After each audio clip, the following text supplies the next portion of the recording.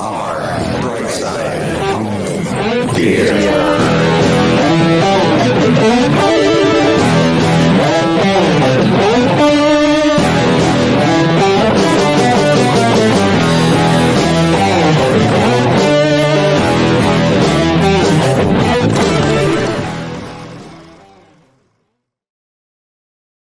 Home theater nerds, welcome to the Bright Side Home Theater Podcast.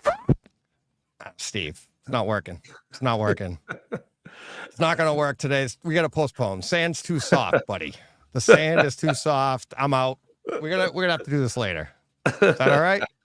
No, let's get on with it. No, get back in the car. Yeah. All right, let's do back it. Back on the bus bench. All right, the sights. Where is it? The sounds.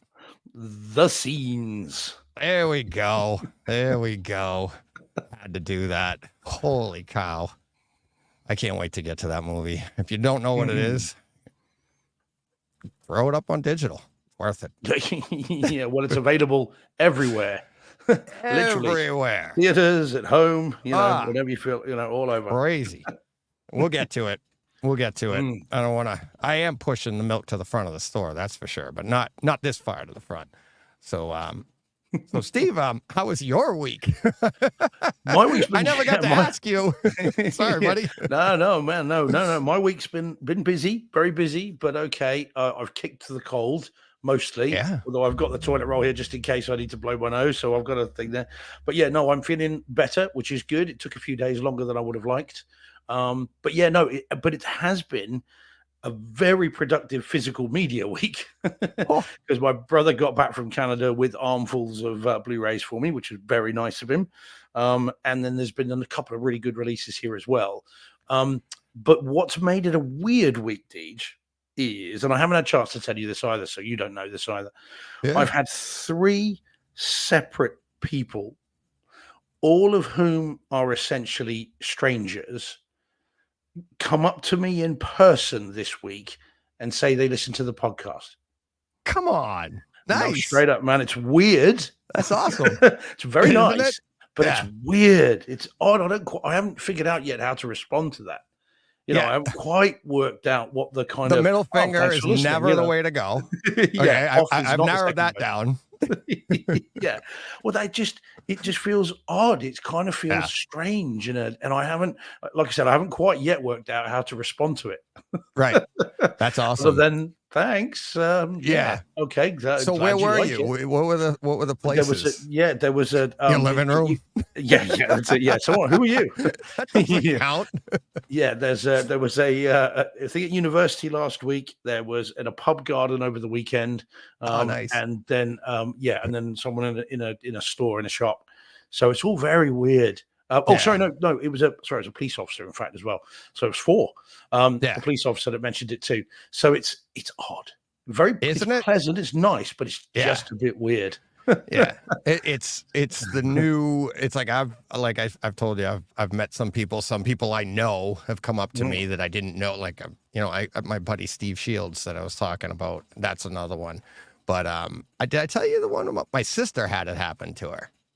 No. I didn't tell you that one. No, my sister was at dinner with some friends, and they're like, "Oh, you're like," her maiden name is Briggs or something. I don't know how it came up. And they're like, "Oh, you're related to DJ Briggs."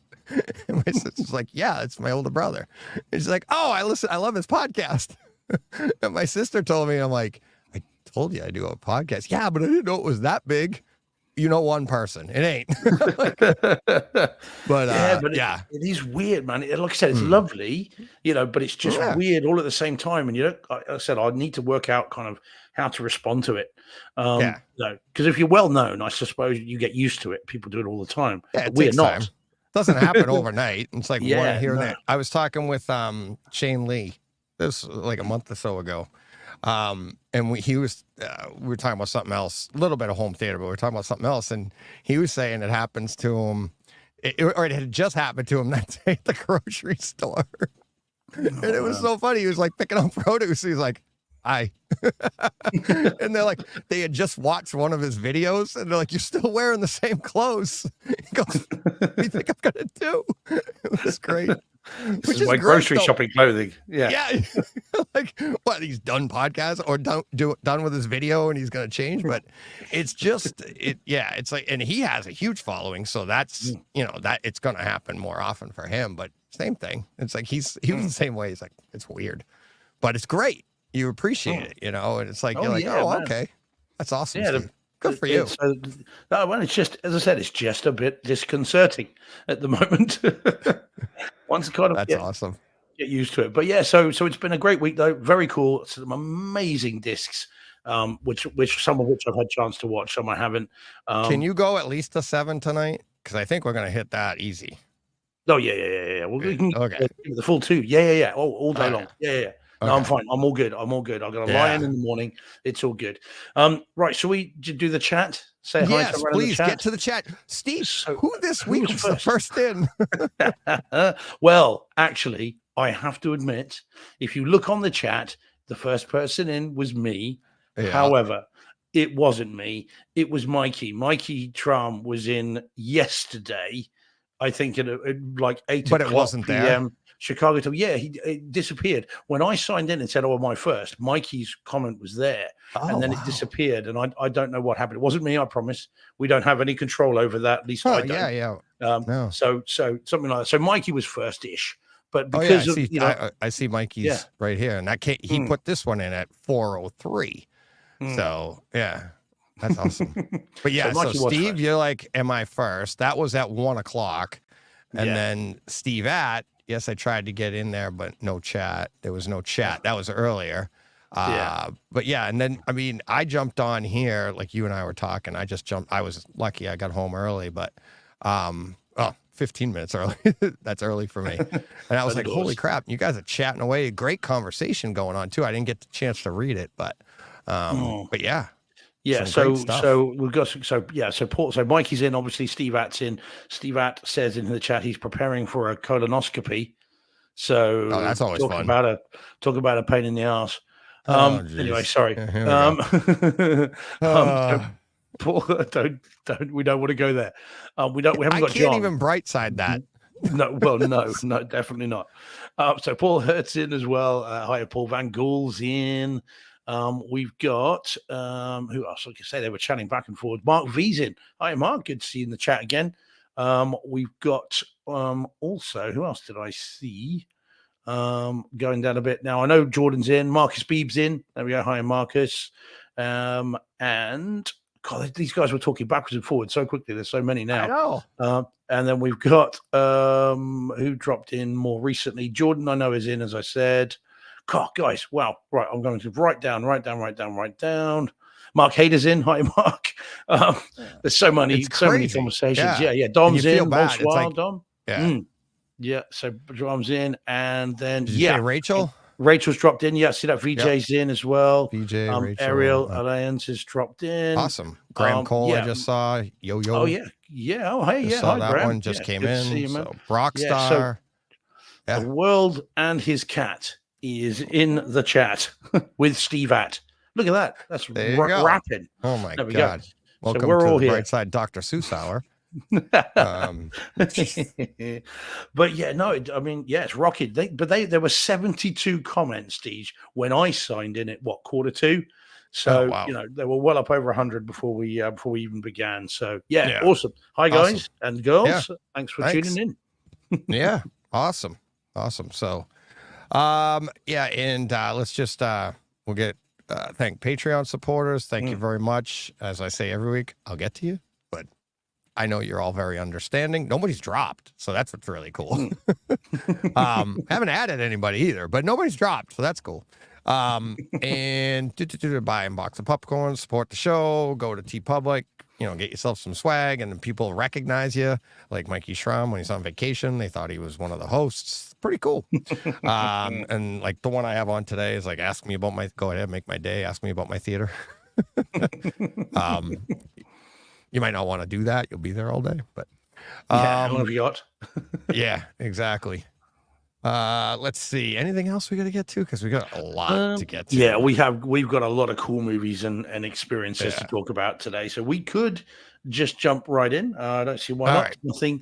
Nothing else major dropped other than that in terms of any news or anything that Nope. that we wanted to get to? I don't think so. Mr. T is 71 years old today, though, just so that we all feel old. Damn. But yeah, I mean, Pity I the mean, fool. just pity the Yeah. fool. Yes, yeah. But Damn. that makes me feel very old indeed, and I suspect you as well. But yeah. So Yeah. there we go. Yeah, the A Team. I got a reference about that coming up.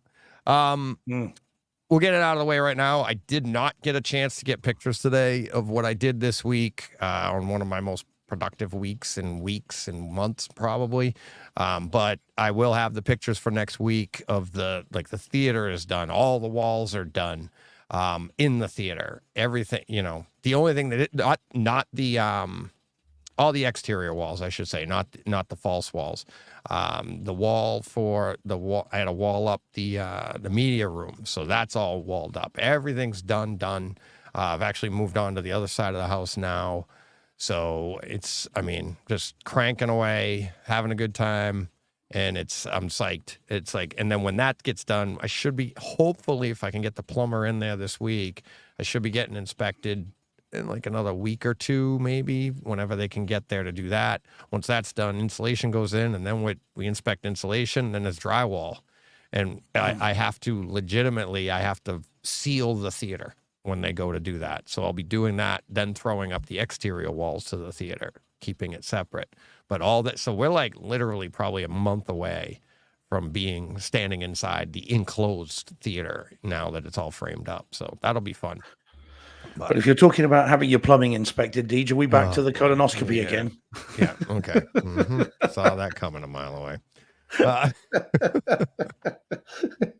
Why? How big's the camera? Anyway, sorry.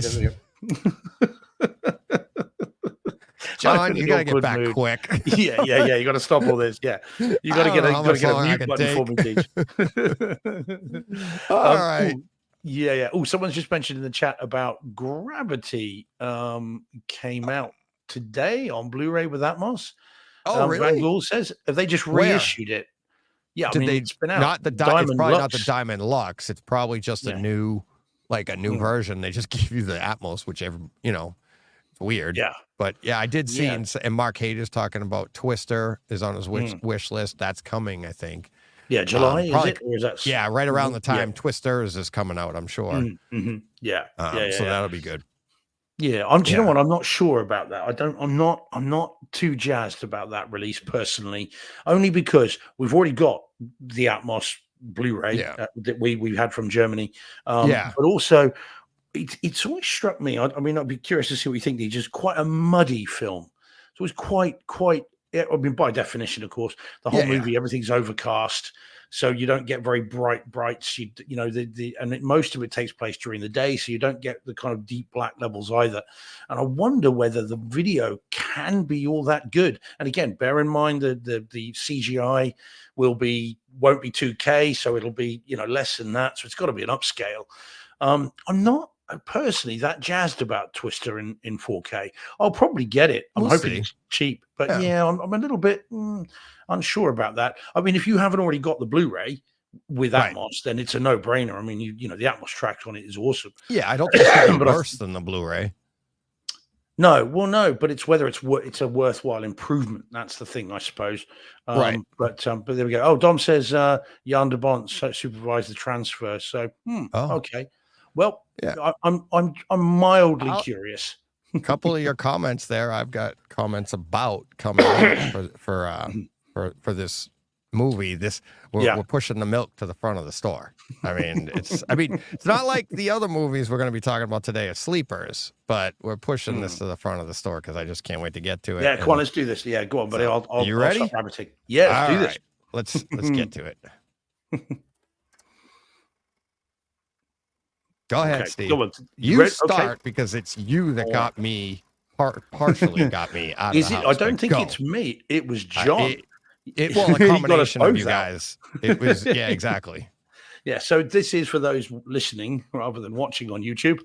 This is The Fall Guy, not the 1980s TV series with Lee Majors, as cool as that was, at least when I was, a young'un. Yeah. Whereas this is the Ryan Gosling, Emily Blunt movie that's just come out, which is making headlines for kind of all the wrong reasons. Yeah. I.e., it's come out. It was $130 million, I think it was, and to Yep. date, it's made about 127 million. And as we've talked about before, the movie seemed to have to make 2.5 times their budget to see a profit, and so it's making waves for that. And then the speed at which it appears to have just been sent to not so much to home video, digital platforms at the moment, unless you've got a Kaleidoscope. And there it is Um, digitally as well. there iTunes. she there That's she the goes. Oh, iTunes and it's the version right extended there. cut. Oh, right. Yes. You didn't Yes. know that? Well, I I knew there thought was some version with 20 minutes extra, apparently. 20 extra minutes Yeah. on the Mhm. iTunes that I may Ah. be staying up and watching tonight. Yeah, I can see So why, man. Yeah, it's you can tell there's lots of extra footage on this, mhm. not just from the trailer. Yeah. Because there's loads of alternate lines in the trailer, and there's lots of things Oh in yeah. there, and the early bits were clearly been cut. So there's Yeah. definitely a much longer version out there. I mean, 20 minutes is quite long. It's over 2 hours Yeah. as it is. Yeah. But I think there's a longer version still, and I wonder whether we're going to get a nearly 3 hour version at some point, which might be Hope so. overstaying its welcome, but we shall Not for see. me. This is so No, much but there fun. you go. So I forgot the to film tell is- John that him and I Yeah. talked today, and I was like, "Oh," he Yeah. goes, He's waiting to get the physical and not getting the digital." And I forgot to mention that to him, like, "Well, you might want to grab the digital because it's." I mean, I think it was $20 or whatever. I forget. I was just like pushing, click, go. I want it. I want it. I wanted to see if it had extras, but Kaleidoscope doesn't have any extras yet.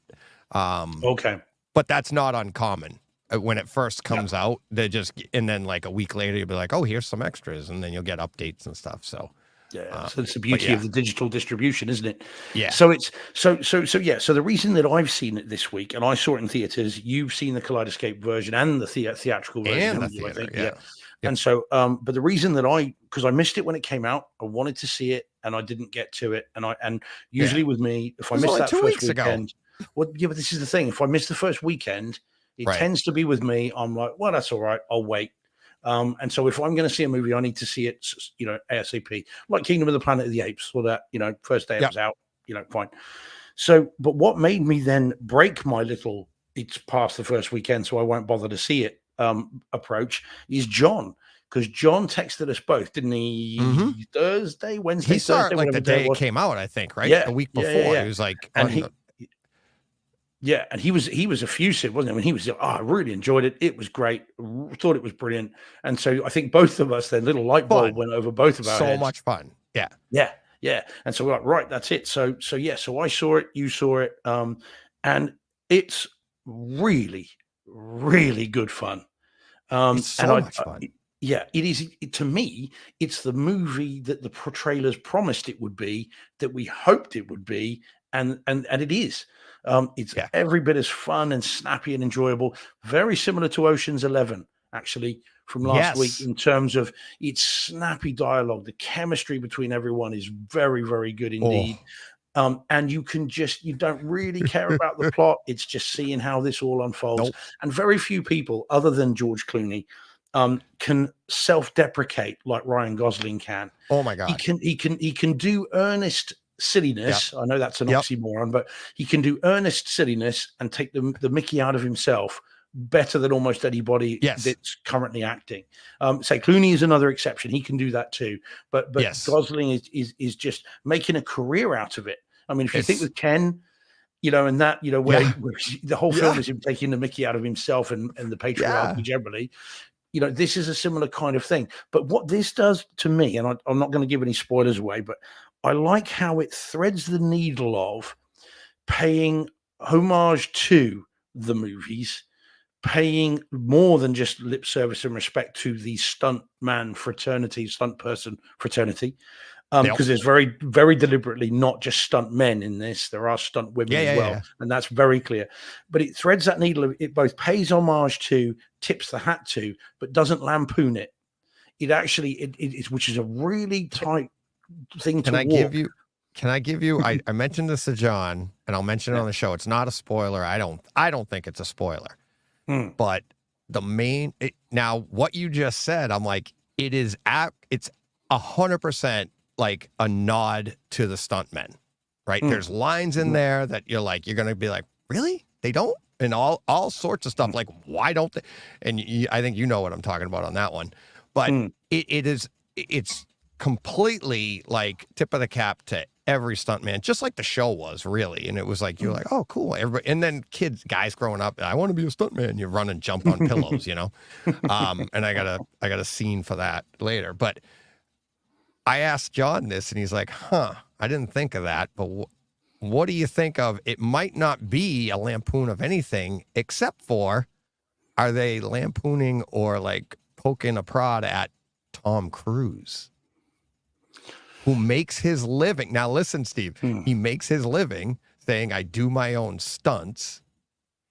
And the main actor that Ryan Gosling is playing for, his name is Tom Ryder, the big movie star, Tom Ryder, which is a play on words for Tom Cruise. And like I said to John, I go, hey, I know I overthink things sometimes. He goes, yep. but you know what I mean? And like, and I'm sure that, I'm like, he might even be in on it, right? But it's kind of like pointing the finger at like, yeah, he doesn't do all his stunts. Yeah, I mean, I definitely got the Tom Cruise rider thing 100%. I got that all day long. But the way I took that was them lampooning that kind of level of star, that level of notoriety and celebrity. I don't think there's a malicious bone in this movie's body. So I don't think that if they are doing that, then I think he would have to be in on it, because I don't get the impression this is not acerbic. It's not it's not sarcastic in any way. I think this is just a romp. It's just fun. Let's have some fun with it. But as I said, it's really tricky to make fun of this kind of thing and also pay homage to it and actually celebrate it. It's a really tricky line to walk. Yeah. And yet this movie does it beautifully. They nail it. Yeah, they do. Really do. It's great. So I had a great time with it. I mean, obviously I saw it in theater, so I can't really talk about home theater other than to say it did look good and it sounded good where I saw it. And obviously you're going to be able to talk a lot more about that. But I really enjoyed it, what I saw. And I mean, I can't wait to get the disc. We will have to wait quite a lot longer, I'm sure, before it hits physical disc, although it is universal. So maybe they'll do it more quickly. I don't know. But I think 45 days, maybe they'll hit it. Maybe where it's out already. Yeah. I already I pre-ordered the disc, the physical disc, because this is my new Bloodshot, as I said to you guys earlier today in the text. It's gotta be, because this is literally the fastest I've had a turnaround. Bloodshot was a week. I saw it on a Tuesday, and then I was able to get it at home the following Tuesday. So it came up, and I was like, all right, cool. And even that, I believe that was, we got it digitally at home. So at least I was able to compare and then see it, to be able to see it at home a week after something was in the theater. Now, this is because I waited, and then this week I had an opportunity. So I was like, all right, my son and I hadn't been to the movies in a while. I haven't been to the movies in a while. It was raining Saturday. We couldn't work. I'm like, let's go. So we went. I had no idea. You texted in the chain this morning that you're like, yeah, it was dropping digitally today. I had no idea. I'm still not paying attention to anything, but I had no idea. And I woke up this morning, and I didn't even tell you this earlier. I woke up this morning. I was exhausted. I couldn't sleep last night, and I was still up. And I'm like, oh, man. I go down, I drag myself downstairs, and I sit down, and I go to throw on my episode of Defenders. I'm sitting there on my phone, and I look, and I check my emails, and I'm like, oh, Fall Guy. What? TV show? Why did I get billed for Fall Guy? Because when you pre-order it on Kaleidoscape, they don't bill you when you pre-order it. They bill you when it comes out. So on my email, I got the bill. And I was like, why don't they? Wait a minute. Now, I'm still groggy-eyed, right? Like 6:30 in the morning. I've had like 3 hours of sleep. I'm like, what the hell? I'm like, I go and I now I was on Apple TV. I go right to Kaleidoscape, and I'm like, Kaleidoscape. Steve, I've been on cloud nine ever since. I'm like, that's it. You saw my text early this morning. I'm like, guys, I swear to God, if you could have seen me before that, you would have been like, what did DJ do? Heroin? Like, why is he all of a sudden flying? I've been like on cloud nine all day. I watched the entire movie before work. I pulled up the iTunes to compare it a little bit, as I told you guys, and we'll get to it. My early comments were, it's not home theater. It's not, reference level, I think I said to you guys. I go, but it's good because it's the movie. I was wrong. By the time you get to the end, there's some HDR that is absolutely stunning. Stunning. There's a HDR like enhances that bar fight scene.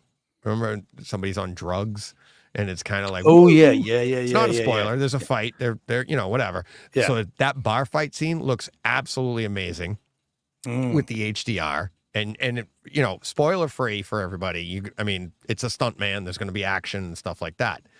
The final action sequence. Okay. Now, Steve mentioned, he's like, I won't give the spoiler what it reminded you of.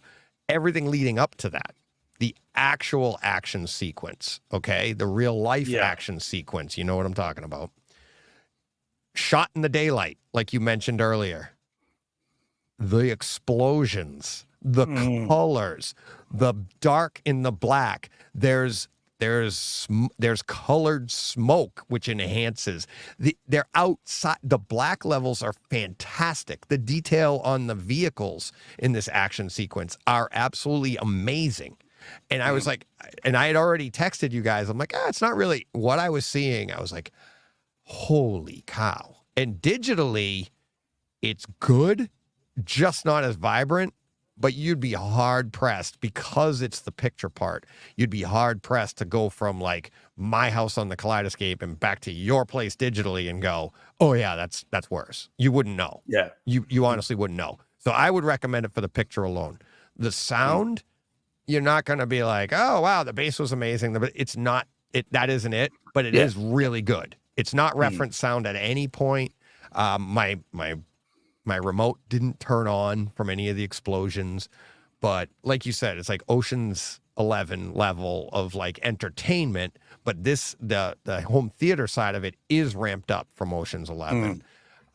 It's awesome. And there's so much, both of you asked me this today, is like, did you pause? And I didn't want to. There's a bunch of stuff to pause, and you'll want to if you haven't seen it yet.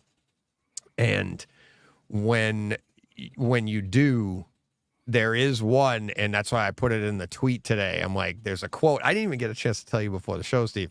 There's a quote that the first person to screen grab and email me the screen grab of the quote from one of Steve and I's favorite Christmas movies, I'll send you a premium Bright Side home theater sweatshirt.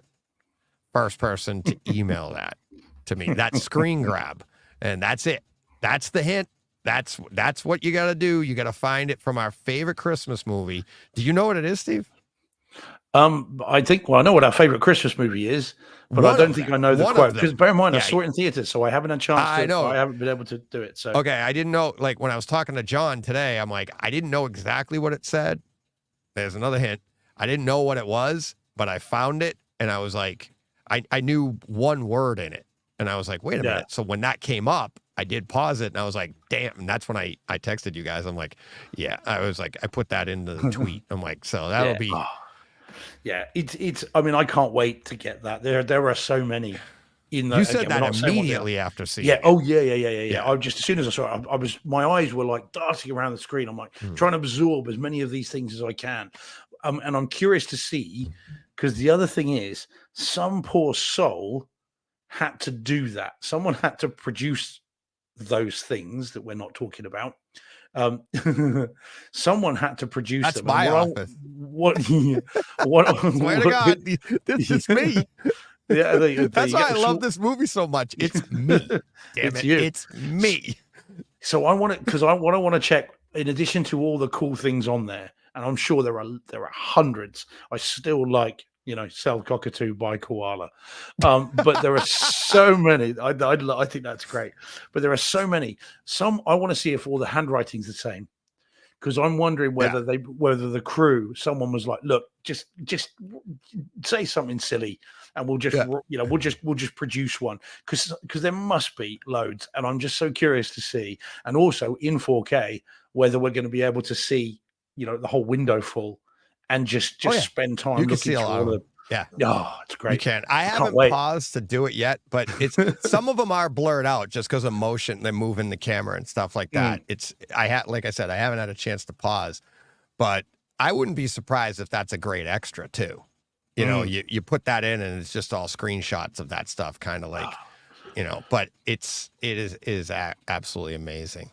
Absolutely amazing. The music in this movie, I've been listening to the soundtrack all day, and it's so funny. I told John this, and it was like John and I talked for probably almost an hour, and like 40 minutes in, I'm like, oh, by the way, when he called me, I was in the middle of the soundtrack, and he's a huge Taylor Swift fan. Oh, and yes, he is. Yeah. He called me during Taylor Swift's song. I was like, and it was just so funny. I was like, oh, great. And we just got to talk. Please tell me the first thing he said was, are you crying? No. Speaking of that talking about like the picture quality and when I saw it in the theater, I couldn't tell. You couldn't tell, like, on his eyes. Really? It wasn't as good look. Like here. Yeah. No. When you see it on home, like in your cinema, you'll see like his cheeks are wet. I didn't see that in the theater. They're like, he's literally like crying like a guy like would just be sitting there going, and like just wet. You don't see tears pouring out, but his cheeks are just wet. And you can see the red in his eyes are a little bit better. It's really, really good. Emily Blunt does like that whole monologue thing where she talks in there and they're in a car, and the shot, which I didn't notice in the theater, she's blurred the entire time. The camera's focused on him across, and she's blurred. So it was really cool effect. Like you'd think the person talking would be focused. So that was pretty cool. Speaking of those two, that's the other thing John and I said today. I knew watching this movie why John loved it. And I'm like, him and I are like, we could watch her like read the phone book. Right. And I'm like, we'll get to another one of my movies. And I was like, but then we were both saying today, like, I don't know. We're like, I don't know who I have a bigger crush on, her or Ryan Gosling now, because he's freaking amazing too. I was like, just both of them, they're so lovely. Oh my God. It's so good. They are so good. They are good. Yeah. Tell me this though, Deej. Tell me now, obviously neither of us are actors. We don't know. All right, but I hate you. I'm a great actor. yeah. What did occur to me as I was watching this, and I often, when you see a movie where there is very good chemistry between two actors, which looks John and I effortless. talked about this. Yeah, I'm sure it's not effortless, but it looks it, right? But if you are John Krasinski, or you are what's her face, Ryan Gosling, think, oh, she's amazing. Yeah, what's her name? John knew it too. But yes, I know what you're saying. If you are significant other of a pairing on screen that have such amazing chemistry, like, do you start thinking, is there a reason the chemistry is so good? Or do you think professional actors, and both of their significant others are professional actors, are like, oh, come on, that's kids stuff. This is what we've been doing since we were children on stage. Kissing's all part of it, and it's all, you leave it at the door. Do you think they do or not? No, I don't think it bothers them. And the other thing is what John and I were saying. Think about it. They didn't really have a lot of physical interaction. They literally had only like a couple of little small scenes, but that's what was so fun. Makes it, like you said, like Ocean's 11. Their chemistry was like literally like just their chemistry of talking to each other through the entire movie, that you're like, and like John and I said, I'm like, it's like when you were younger, you're like, why can't they just be married? Right? You're like, they're just so great. But what I said to John, and I think you might have heard it. Did you ever hear her interview when she did Smartless? I heard some of it. I don't think I heard all of it. I don't think that's one of the ones I didn't quite finish. Just ran out of time. Go listen to her interview, right? So she's obviously she's married to Krasinski. Yeah. Krasinski's like Was she in best friends Australia? with them. Or had she just come back from Australia She at was the time? filming The kids were in this. school. The kids were in school. She was That's it, yeah. filming this. Yeah. There you Her go. and John were in Australia filming this. So Mhm. her episode of Smartless, she did 2 weeks before Krasinski's. Krasinski's like best friends with those guys. He Yeah. met those guys through Krasinski when, you know, so that's all explained. When she's doing her sit down with them, Krasinski's in the background, but they didn't know it at the time. You find that out when you listen to his, okay? Listen to her on Smartless, and you'll know why, like John and I said, she has great chemistry with everybody because that's just who she is. And it's like when you listen, she's just like a fun person, and she just, you know, she's just fun. So I just think it's like it's just easy, and this movie seemed like you said, like Ocean's 11, just fun for them. So, yeah, and I mean, I'm sure that you don't reach this level of acting, craft, and talent, and everything else, and there'd be a problem because presumably, if there was, if you were that possessive as a significant other, yeah, then I would imagine you're living on your own. You're in a solitary lifestyle. Although at the back of your mind, you're thinking Angelina Jolie, Brad Pitt on Mr. and Mrs. Smith. You're thinking, you know, was it Richard Burton and Emma, what's her face, Liz Taylor?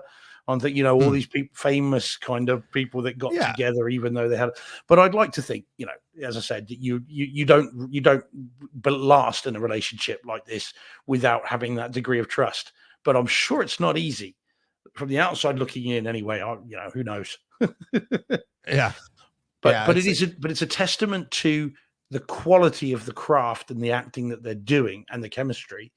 This is even a discussion because we're grown men and we know that this isn't real, right? And so the fact that we can even talk about it in a semi-serious way suggests that they're so good at what they do because we're convinced it's just too good. Yeah, it's so good. It's so good. But then, what'd you think of like all the nods? And we don't have to give them away, but the nods to the show, but other movies as well. Yeah, there are lots. The whole end sequence is an homage to the two movies I texted you about earlier. Even with the audio cues, you know, the voice opening to the musical cue is clearly referencing those films, you know, all day long. And then, but yes, there are nods to other TV shows as well as the TV show, as we talked about. Oh yeah, it's a very playful movie, both video, audio, and story-wise. The whole thing is a really fun romp, as I said, and because it's set in this world where, bearing in mind the voiceover at the beginning, this movie is set in a world where other movies exist that are real to us. Because at the beginning, you see a number of films, you know, again, I won't spoil those, even though it's at the beginning. But so there's a voiceover at the beginning where you see in fact, I think it's 4 Universal movies. I mean, they actual Universal clips, they weren't about to quote anyone else's movies, but there are 4 Universal movies right at the beginning. So those films exist within this universe. So so even that's playful in and of itself, you know. I mean, so yeah, I think the whole thing's great. It will definitely stand up to multiple viewings. I think there are loads of Easter eggs in there. You probably already spotted some you missed the first couple of times. I know that there were bits that I missed, and that's before we get to the freeze frame bits. You know, there's so much in here, and of course the extra footage as well. And I know that there are at least 2 lengthy sequences that have been cut from this that I've already seen from early release. And again, if you follow John Thompson on Twitter, he's been talking about some of them because he spotted a number of them already as well. So yeah, I mean, I think there will be multiple versions of this film. I think there may well be multiple releases of it. I can see, you know, Walmart getting a director's cut and, you know, different retailer exclusives and, you know, who knows? Well, yeah, because then you'll get your 8 copies. Exactly. So it's awesome, and the good news with this is it's a movie that significant others can enjoy. So this is not a blokey movie by any means. This is more like Ocean's 11, where you can watch it with a significant other. They'll enjoy it just as much as you will, maybe for different reasons, but they'll enjoy it just as much as you do. And for movie lovers and home theater fans and fans of these 2 actors in particular, then it's just manna from heaven.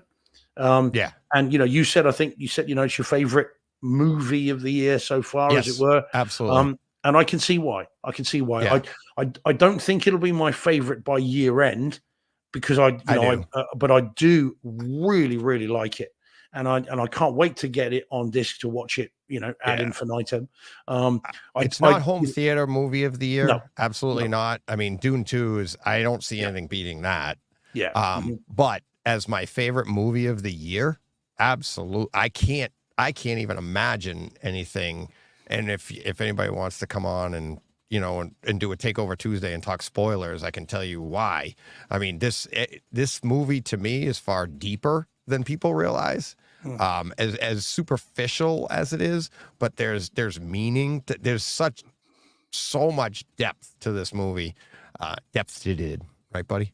That's John. John and I did that on the other show. There's just so much to it, and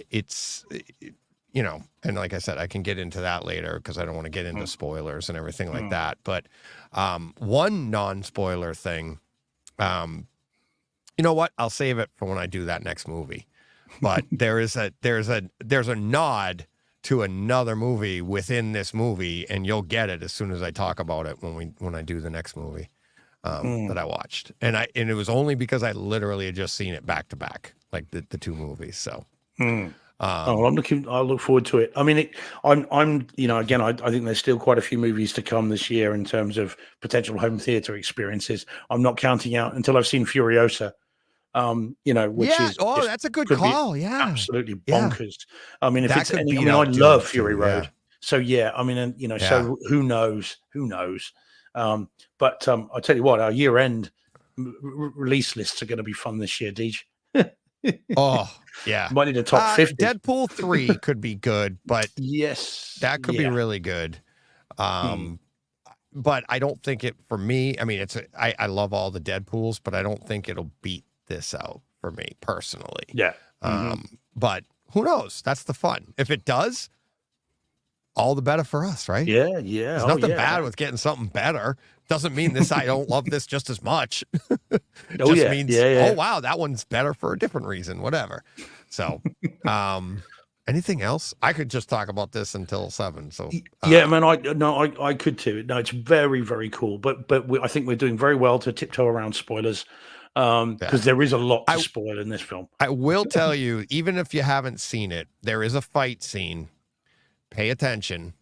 There's a fight scene that the characters know the fight scene's coming, and it's not a fight scene within a movie. This is like a real life fight scene in the movie, and these are stunt guys about to fight. Not each other, but they're about to have a fight. I didn't see it in the theater, but watching it the second time without slowing down, it's like all of a sudden they're getting ready. Watch Ryan Gosling, him. He's arranging furniture for what's to come. And you won't pick up on it the first time you see it because you don't know what's to come. It's after seeing it a second time, you're like, that is so cool. Like, he knows how the fight, this is supposed to be like a real fight, right? So it's not staged. He knows, like, this is how the fight's going to go. So he arranges the furniture to take care of everything. It's really cool. I think you know what I'm talking about. And I'll tell you afterwards off air what he did. But it's really, really funny. And I can't wait to do more of that because I'm sure there's more staging of some stuff. Yeah. Well, of course, with extra footage, who knows whether there are alternate takes as well, which may well be. Paul Hurt asked a good question in the chat. Did he say, anyone who's seen it, is it asking to have a longer cut? No. You have so much fun with these characters, though. Yeah. It's just like, let's just spend more time with them. Right. I mean, and now bearing in mind, if I mean, it's not rumor because Variety and the Hollywood Reporter and that are all talking about it. If this is going to be a financial disappointment, it's not a bomb, but if it's going to be a disappointment, we're not going to get any more of these. So this is our one and done chance to spend time with these characters who are a lot of fun to be with. So therefore, it could get new life, though. It could get new life in physical media and streaming and stuff. All of a sudden, it develops a following, and then they go, oh, okay, let's make another one because everybody really likes it. I just think it didn't get the traction that everybody wanted. I think a lot of people were thinking it's just another, like it's a remake of the show, when it really isn't. It's just No, got it's nods nothing in it. like the show. Yeah, I mean, it's It not. does. It nods things. Like some of the stunts Yeah, were done on the show. Like I kept saying to my yeah, son, I'm like, that's from the show, but they yeah. worked it into the movie differently. Mm. A lot of Yeah, the but it's stuff. not. But it's not the show. It doesn't do like No, what Baywatch no, tried to do in the movie. It doesn't do no. what He's not a bounty Miami Vice hunter. tried to do. Yeah, quite. It really is the name only. I would say. I mean, they could Yeah. call this Stuntman Mike, and you'd be like, well, I've heard that from Tarantino, but other than that, it could be just the same thing and still just as enjoyable. It's not as though it requires the full guy TV show. Yeah. To which I have. Connections to work. I have that on iTunes. I've had it for do years. you? And my son, oh yeah. Oh, I love that Nice. show. My dad and I used to man. watch that show. Yeah. Yeah. Love that show. Yeah, Yeah. I did. I definitely saw it when I was a kid. It's not there with the 18 for me, or things like that, or even BJ and the Bear and stuff like that. Oh, I love BJ and the Bear. The Greatest American Hero and things like Yeah. that were my Yeah. touchstones as a kid. Yep. The Fall Guy I have seen and I enjoyed, but it wasn't, the Knight Rider. It wasn't, Airwolf. Chips. It wasn't Airwolf. the Dukes of Yeah. Hazzard, of course. It wasn't those which are cultural touchstones for me as a kid. Yeah. But it Oh, was yeah. still very cool, and I remember it very well. And obviously that opening music and all the rest of it was great, Yeah. and all that stuff. So yeah, but the this movie anyway, is it's a must see.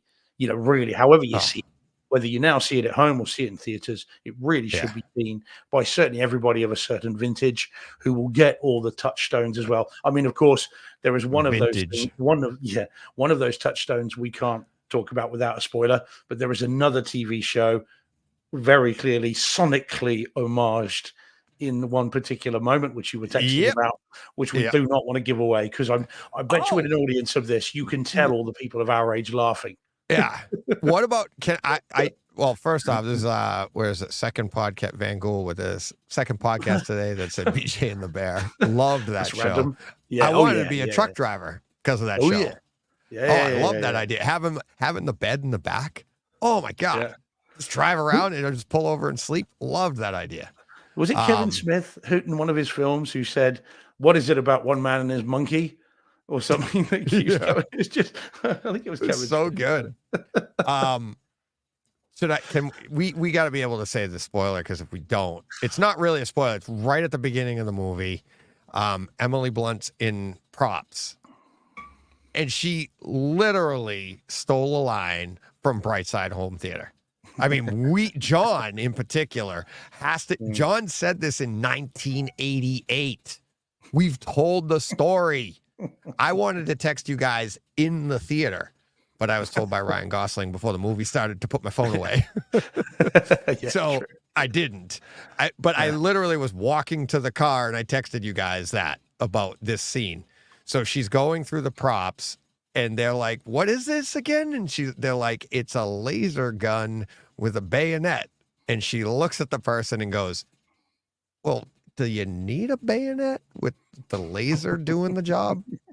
Something like that. And I was like, oh my God, that's John's line. John's line in 1988 when he was in boot camp.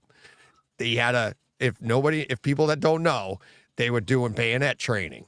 And you stab the dummy or whatever, and they say, put it down. And like sometimes when you go to pull the bayonet out, I love the story. You pull the bayonet out, there might be a little suction, the blood, it's hard to pull out. So his instructing officer says, you just pop off a couple of rounds, it'll slide right out. John and his I would have said the same thing, but with so much, he goes, I got rounds. If I got rounds, there ain't gonna be no bayonet fight. So he had to do a few push-ups. When John came back from boot camp, he was in great shape because he's a sarcastic bastard. But that's the same line. I was like, they stole it from us. So I got to get John Thompson on the phone, see if we can get them in here and give a universal credit. Yeah, IMDb credit. Right, some sort of writing credit. Or inspired by the real life of the very least. Yeah, come on, that would be great. It's so funny. As soon as I heard it, I was like, "That's John." So, Oh man, it's very cool, this film. Yeah, I mean, we're way too excited about it, and in a good no such way. thing. Yeah. So it's very cool, and I am looking forward to seeing it again. And I think because, again, what I said to you earlier in the text, I will get another chance to see this, probably in the cinema room, in fairness, but I am going to give it another go. I think you need to put one on there, Deeds, that says "Sell Cockatoo," and on the other side, "Buy Yeah. Koala?" Question mark, just to see if then that way anyone that goes down there, you'll know if they've seen it or not. Yeah. Some of these I don't even remember. I'm Right, looking at them. I don't even remember. They're so old. I've had these Yeah. up there for a long time. I'm like, some of them I don't. Buy shares in Apple. Wow. Yeah, that's getting on a exactly. bit. Yeah, Yeah. there's that one. It's yeah. Oh look. Oh yeah. Bottom right. Who killed JR? Yeah, they've been there a Yep. while, Dij. Yeah, they have. Yeah, exactly. Yeah. Christmas in July. I don't know if that was a show idea. I don't know. This one's, it's still there. It's right here. Boxes of Yeah. popcorn overlay. These are my to-do notes. It's so funny. Oh, man. So great. See, I can't see, Deej. There's the difference between you and I, buddy. Right? I can't use them. The reason I can't use them is they'd have to be in straight lines, and Yeah. they'd have to be even numbers, because I just get itchy. Yeah. The way I keep my notes is on a phone, on a notes app, so that it's all in line. Yeah. And it's all there. I couldn't do it. I couldn't stand it. Yeah. Otherwise, I I'm can't like use that post-it with notes for work that and reason. stuff, but here I'm just Yeah. like, and honestly, the way they're scattered like that is because sometimes the different parts of that's the foundation of the house. So some of that, they won't stick, and I'll find a better spot for it, and it'll actually stick. So that's why I'll be like, oh, it didn't stick there. It's like, but they've been there for a long time. I don't even do that anymore. And I was like, oh my God, that's me. So, all right. Oh, there you go. Well, let us know if you can find someone to buy a koala from. Yeah. I heard they're not very friendly. So, yeah. I've held a baby koala in Australia. They're Oh, yeah? lovely. Well, that one was. I mean, I think they can. I mean, they carry chlamydia, so you've got to be a bit careful with them. But they are. But no, I mean, the ones I've encountered are very pleasant. All right. Let me do this next Alrighty. one, and then we'll move on to another one of yours. But let me do this next Okay, one because go it for it. kind of ties in, and I think you guys will understand.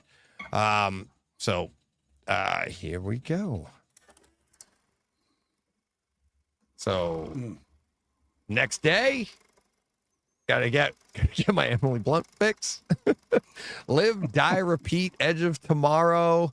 Tom Ryder was in it. It's fantastic. Like, we all know this is a great home theater movie. But one of the things that I wanted to mention to you, I mean, we've talked about this on the show before. We talked about when the disc came out. We talked about, I think it's a great, great disc.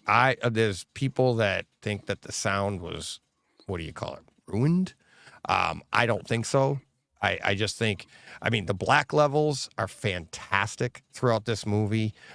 Deep blacks, high contrast, but yet deep blacks. Okay. So like when I say that, it's like usually when you go to a high contrast, there's like, you lose a little bit in the bottom end because you're taking out some of the middle to make it jump from like black to bright or dark to bright right away.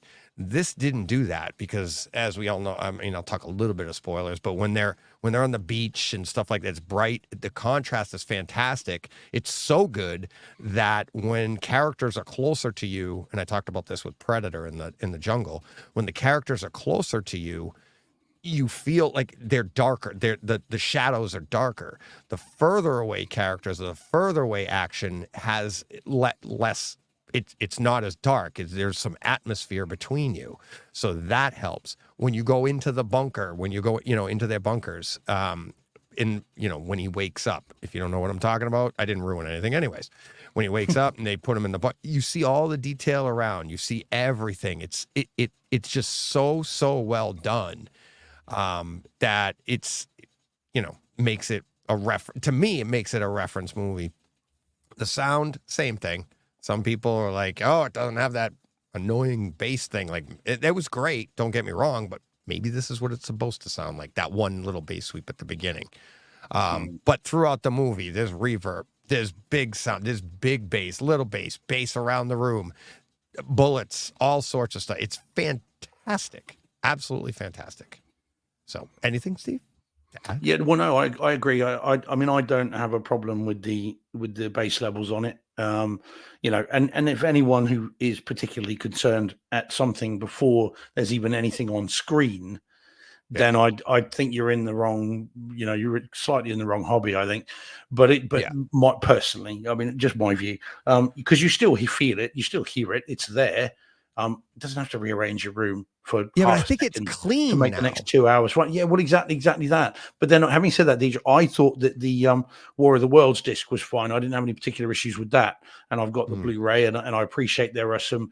I mean, obviously, Tom Ryder notwithstanding, there are some. People were going on about how that didn't reach right into the floorboard, and yet I didn't mind the 4K disc on that. I thought it was still really good. But yeah, no, the disc on this is great. And funny enough, another movie that did not do very well theatrically and found its audience at home. So much so they changed the title of the movie. So it from theatrical to home.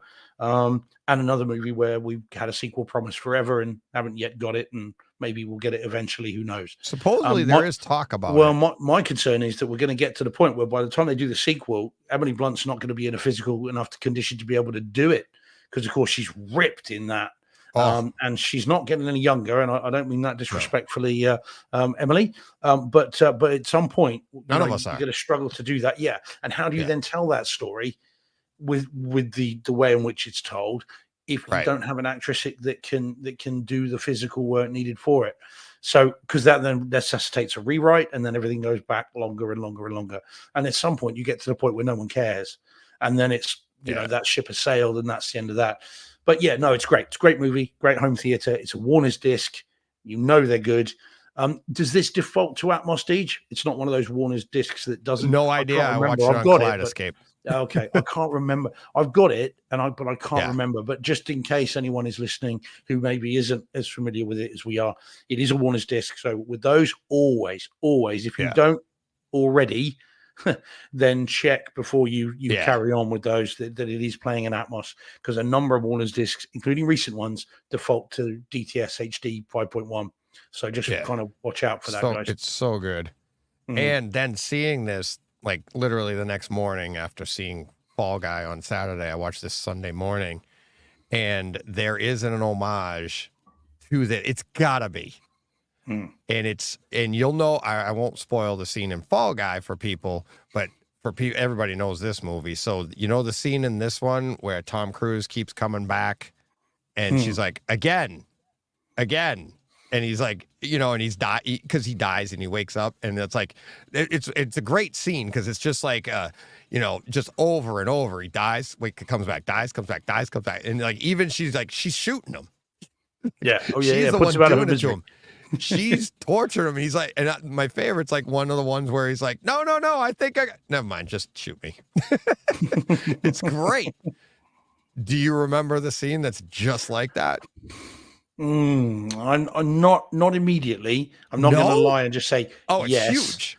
I might have missed it, Deej. I'll tell you after. I knew it right after I saw it. No, I did not know it until I saw it here. And as soon as I saw it here, I was like, that's the same scene in Fall Guy. It's like basically they did the same scene in a different scenario. You'll have to tell me. So, but yeah. Or wait till I've seen it again, and then I'll keep an eye out for it. Because I've seen, Edge of Tomorrow loads of times. So, good. Well, awesome. Yep. All right. Let's move on to, let's see. Let's grab one. Let's bring the room down a little bit.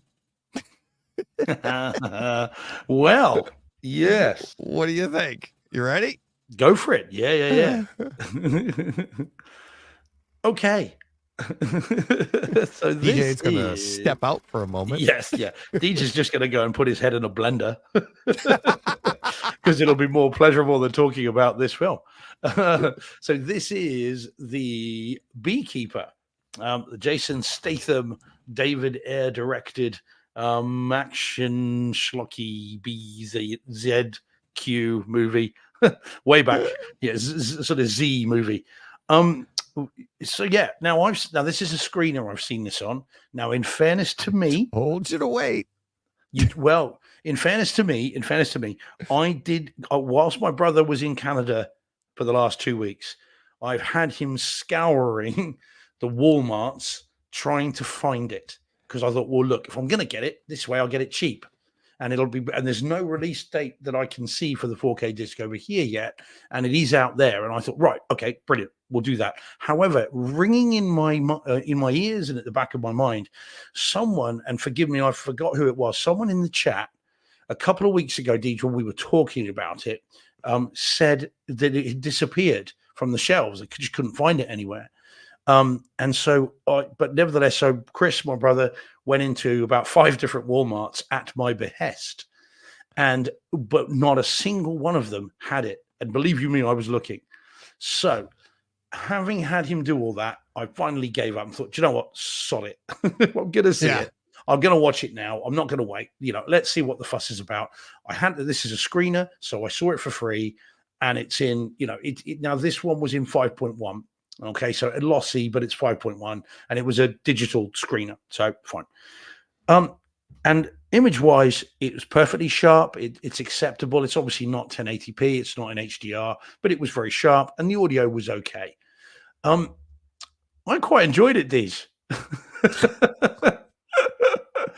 But having said that, only because of your review, I enjoyed it. Came in so you low. said it's crap. Yeah, exactly. Yeah. I was ready for basically the Naked Gun meets Airplane, meets, but it's done not even seriously. that good. No, well, quite. So that's what I was expecting, and I thought this is going to be awful. Let's just see. And I'd be lying if I said I wasn't entertained. I mean, it's nonsense. It is absolutely. It's the most wish fulfillment, revenge fantasy nonsense you can imagine. And by the way, I think actually that poster, that image there is quite right. I think it might be a vampire movie, Deej. I think Statham can turn into a bee because it's the only way that he keeps popping up in these places, just seemingly at will. He just kind of drops into, the president's there. He's right there. I think he can just turn into a bee. No, see, that's the problem that I had with this movie is like when you realize, like my wife and I watched this, I was she loves Statham, right? Like me, like how I love Ryan Gosling. No, she loves Statham. And so we're like, all right, we'll watch this. We had it on Kaleidoscape, so I got it with the app full of everything. So I'm like, all right, let's have fun. You can't. I mean, like I told you when I walked out of my theater, my son's sitting on the couch. I'm like, it was awful. And he goes, "Have you seen Crank? Like that's awful too, but it's so entertaining. It's so much fun. Great. It is. I agree, but you wouldn't put it up there with like Casablanca, But these are like you wouldn't. All right, The Godfather, because apparently I get crap for that. But like this here, there's some like continuity error flaws with this. I feel are actually greater than Moonfall, and I'll tell you off air. And it's like, and it actually relates to your Beekeeper thing that you were saying, but it's just, I just, and my wife and I were like, it's just dumb, and it just took us right out of it. But it is fun. It's a good home theater experience when you see it. That's why I said wait. So if you enjoyed it, you're really going to enjoy the disc. Oh, I'm gonna get the disc. I mean, I might import it from Germany. I think there is a version over there. But I don't want to go spending £40 to get it here. Yeah, I mean, I can wait to see it again. But I did enjoy it. I think it's fun. I had some fun with it as well, in as much as he just seems to somehow wander into the part of this giant building that he needs to be whenever he needs to. I think there is a deleted scene in here somewhere where he goes into this building and wanders into Dunder Mifflin. He's on the wrong floor and kind of puts his head around the door and he goes, right, have you scammed my erstwhile mother? And they're like, no. And he goes, oh, sorry, I think it's upstairs. Sorry, no worries, as you were. And then goes on, because it's just none of it makes sense. But I did enjoy it. And it was fun to see the kind of the action scenes. They did those quite well. There are some odd characters that just wander into the movie from nowhere and just wander out again. And somehow that adds to its charm for me.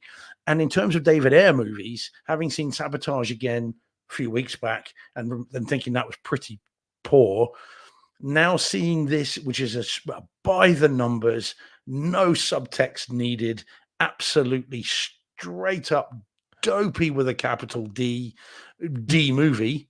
It is. Or is this? Oh, but no, actually, Deej, It's a B movie. How did you miss that? I can only You're so apologize. good at that. There's a sting in the tail. Back to a normal level.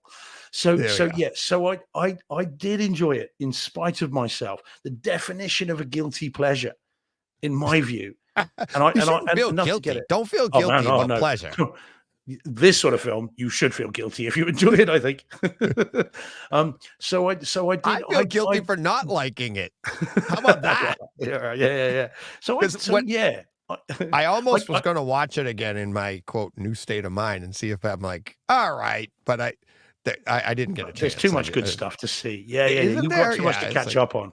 Yeah, exactly. So I genuinely found myself rather enjoying it for and I'm normally not as forgiving as you with these kinds of films, but I did enjoy it, and so you're the guy that's normally saying but whereas I'm the one that's, it was dreadful, but I did like it. But again, I'm convinced it's because of you. And you're kind of coming down on it as you did. I went in with no expectations, none. Yeah. And so I'm going to get it. I'll definitely get it, whether it be importing it from the US or Germany or eventually a 4K version here, because I will see it again. And I know a couple of people who will want to come and see it and have some fun with it, and just kind of, after a couple of beers, they won't care. And so I think that maybe some shots. It's one of those things. By the way, I think Travis with my our B puns, I think Travis wins this one though with Bassa Cranker. Yeah. There you go.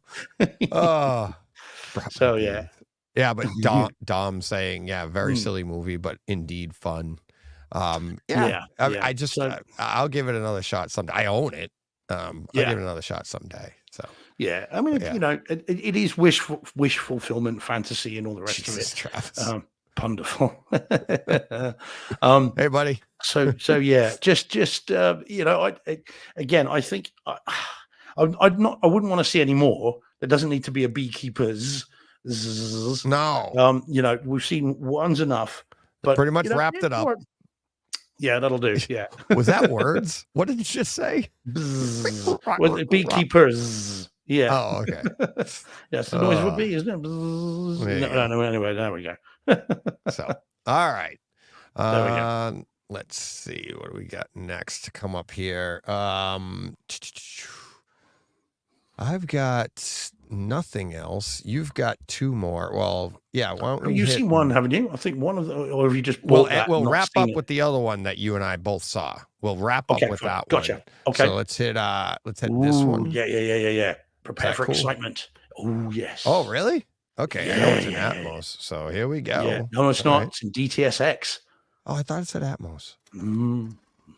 No. Right. Okay. Right then. Sorry, I can't move on without Paul Hertz. Beekeeper 2, the second humming. Oh jeez. Very good, Paul. I like that now. I couldn't let that slide. That's too good. Right. Okay. So moving on. Don't encourage them. It's like a hive mind. Right. Anyway, geez. So hey, Deej, it could have been worse. I could have been reviewing Queen. Anyway, we're not doing that this week, so that's good news. Otherwise, people would have thought we'd planned this. That was last week. Yeah. What are the odds? Okay, on to this one. The audio only people are like, what do they got next? So this is Crimson Peak, the Guillermo del Toro gothic horror romance movie, which came out here yesterday. Yesterday. And which I had forgotten was coming out. Because credit where it's due, Jordan Carpenter, who's in the chat, sent me a DM on Saturday, I think it was, and said, "Oh, this has arrived early," and I had forgotten, and I'm so glad that he reminded me, because I ordered it and it arrived yesterday, and I had a chance to watch it. Have you ever seen this, Deej? No, never heard of it. Okay. Oh wow. Okay, this has got Tom Hiddleston, Jessica Chastain, Mia Wasikowska, something like that. Charlie Hunnam. Are you sure it's not in DTSX? Travis is saying in the chat, and I thought you had that in your notes. Yeah, it is. It's DTSX. It is. Yeah, you I said thought Dolby you said Atmos. DTS 5.1. I thought you said No, no, no, no, 5.1. no, Oh, okay. no, no, no. All right. I didn't hear that. You said Sorry. Atmos. It's in DTSX because that's one of the most unusual things about it. Oh. So yeah. The Blu-ray was in DTSX as well. And so what's interesting about this is a 4K original negative remaster, but they've remastered the DTSX track as well, at least according to the notes and the very elaborate package that it comes in, which is actually very cool. It's come in a really nice box that's got a kind of flips open and there's all kinds of bits inside. It's actually really cool. Though 2 times in 2 weeks, consecutive weeks, talking about packaging, I don't know what's going on with me. But anyway, get a grip, Steve. They're just going in cardboard. Anyway, so according to the liner notes, though, it has been remastered. Guillermo del Toro has signed off on the remaster, and the audio has been done again. Right, yeah, the movie. It's a very unusual. It's a Guillermo del Toro movie all day long. This is his bread and butter, and it's a movie about a rich sort of heiress, as it were, in America. In obviously, I mean, it doesn't really place itself in a time, but it's clearly old timey. It doesn't give you the year, but it's old timey, as you can tell from that picture. And she is an heiress. She's in America.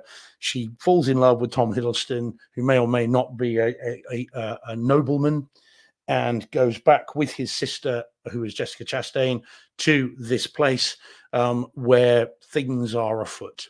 And there are ghosts because it's Guillermo del Toro and it's Gothic. So, of course, there've got to be ghosts, and things go from there. And, of course, because it's Gothic, it all ends in a massive bloodbath. Surprise, surprise. Okay?